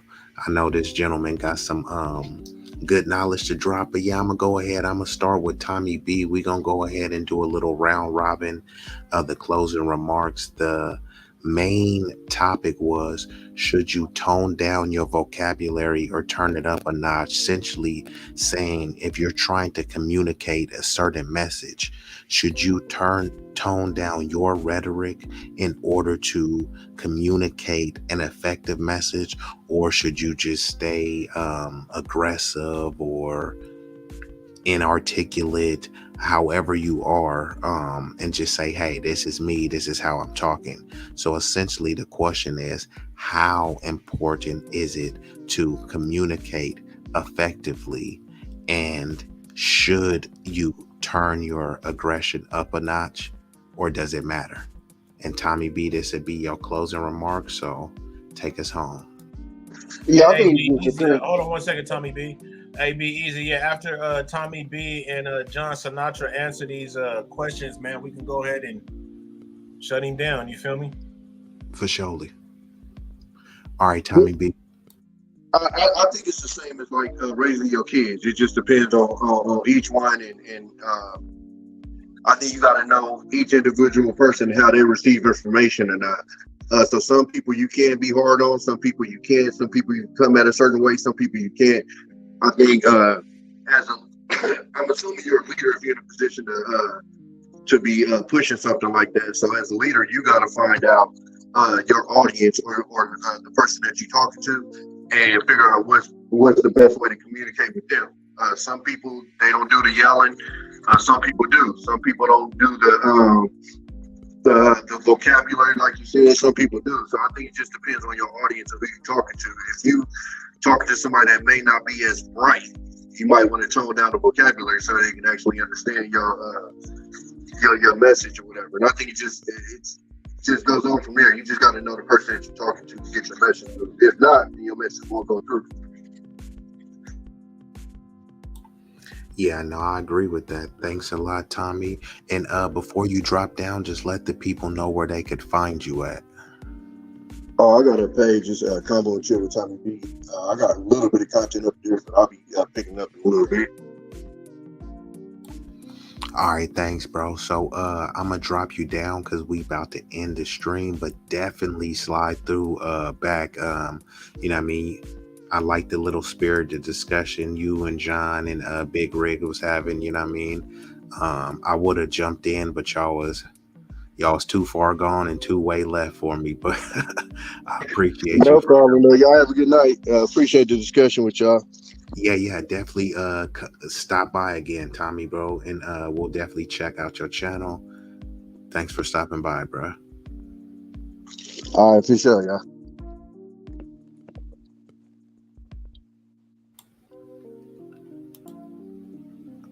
All right, hold on. So John, man, thank you for stopping by, and we're gonna go ahead and give you your close up and just go ahead and let you rock out. You can speak on anything that was discussed tonight and let people know where to find you. Yeah. As far as where to find me at, John Hit Different on Instagram, John Sinatra on Facebook, YouTube. Check out my clothing apparel lines, my Shopify's Eye of the Beholder, Gallery of Babylon. Um, as far as should we turn it up or turn it down, always turn it up, because it's always about elevating, it's always about going higher. And even though some might not understand, that just might be a tip for them, to step it up, and step outside of the box, and learn that the world is bigger. There's a brighter horizon out there, and you gotta step outside of your comfort zone sometimes in order to put yourself in a better, higher situation. So I definitely believe that when it comes to the vocabulary, to always be anxious to turn it up a notch. Always quick to learn, and you know, nothing but greatness can come from studying and researching and conversating with like-minded or wiser individuals, and that's what I got to say about that. And just real quick, just for clarity, when you said turn it up a notch, are you talking about turn up your level of aggression, or are you talking about turn up your level of intellect? I'm speaking on your level of intellect. Turn up your level of intellect. Turn up, your ability, to obtain, a higher learning, and education, because it can only do better. You can only achieve greater things, by doing so. So that's what I'm speaking on. Turning up your antennas, so that your perception can be, way greater than it is, the day before or prior. Okay, yeah, that I could respect. Yeah, turning up your intellect, not necessarily your level of aggression and your approach. You just want to like be a better communicator, a better orator. You know what I mean? So Right, yeah, right. yeah, I could definitely dig that. Yeah, so once again, that's John Sinatra. Follow the guy. John hit different. And yeah, my brother, we are about to get ready to shut this thing down. So I'm gonna go ahead and just Yeah. drop you down, but just hit me up on the Grammy though. For surely. And then there was two, so we gonna go ahead and shut it down.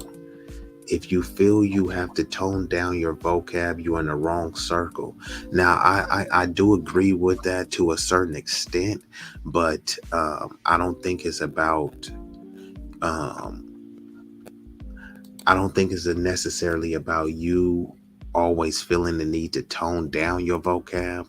It's about you knowing when to turn up your vocab, right? Your articulation should be solid however you communicate, but there's a time and a place for you to turn up and turn down. That's a fact, man. Hey, be easy. This was a really good stream, bro. Like good beginning, good ending. Like bro Clarence would say, strong performance, man, on everybody's part. Exactly. Yeah, I definitely was appreciative of that. My nigga John going over here. But yeah, shout out to Mr. Brian, bro. We got to get you up on one of these streams again. But yeah, this definitely was a good one. You know, I learned some new words, Mr. And let me go back to the word that Mr. Bryant, substratum, substratum, a foundation or basis for something, and he uses it in a sentence as well. The substratum of my faith is based on the scriptures. So thank Ooh-wee. you for adding that word because Right I on, definitely Von didn't. Bryant, man. Appreciate you. Did you know that word, Big Rig? You know I did, man. That's a cold word. That's a cold He word. I said, like "You I like the know way I you put it in didn't." a sentence too. I love that because I did not know this word. So thank you, Mr. Von Bryant. You are making people smarter every day. So I appreciate that. And Eso Hopeful, what up, my brother? He says all vernacular matters. I do agree. That's why when this person shut the door says if you have to tone down your vocab, you're in the wrong circle. But like he says, all vernacular matters. So you don't always need to be turned up. Words are weapons and they're tools. You know, so if I have a tool in my toolbox, I don't need to use that same tool every day. There's a time and a place to use that tool. So it doesn't mean that I'm in the wrong circle, right? Because I'm not, because I'm using a different tool. It just means that this is not the time to use that tool. This is not the situation to use that tool.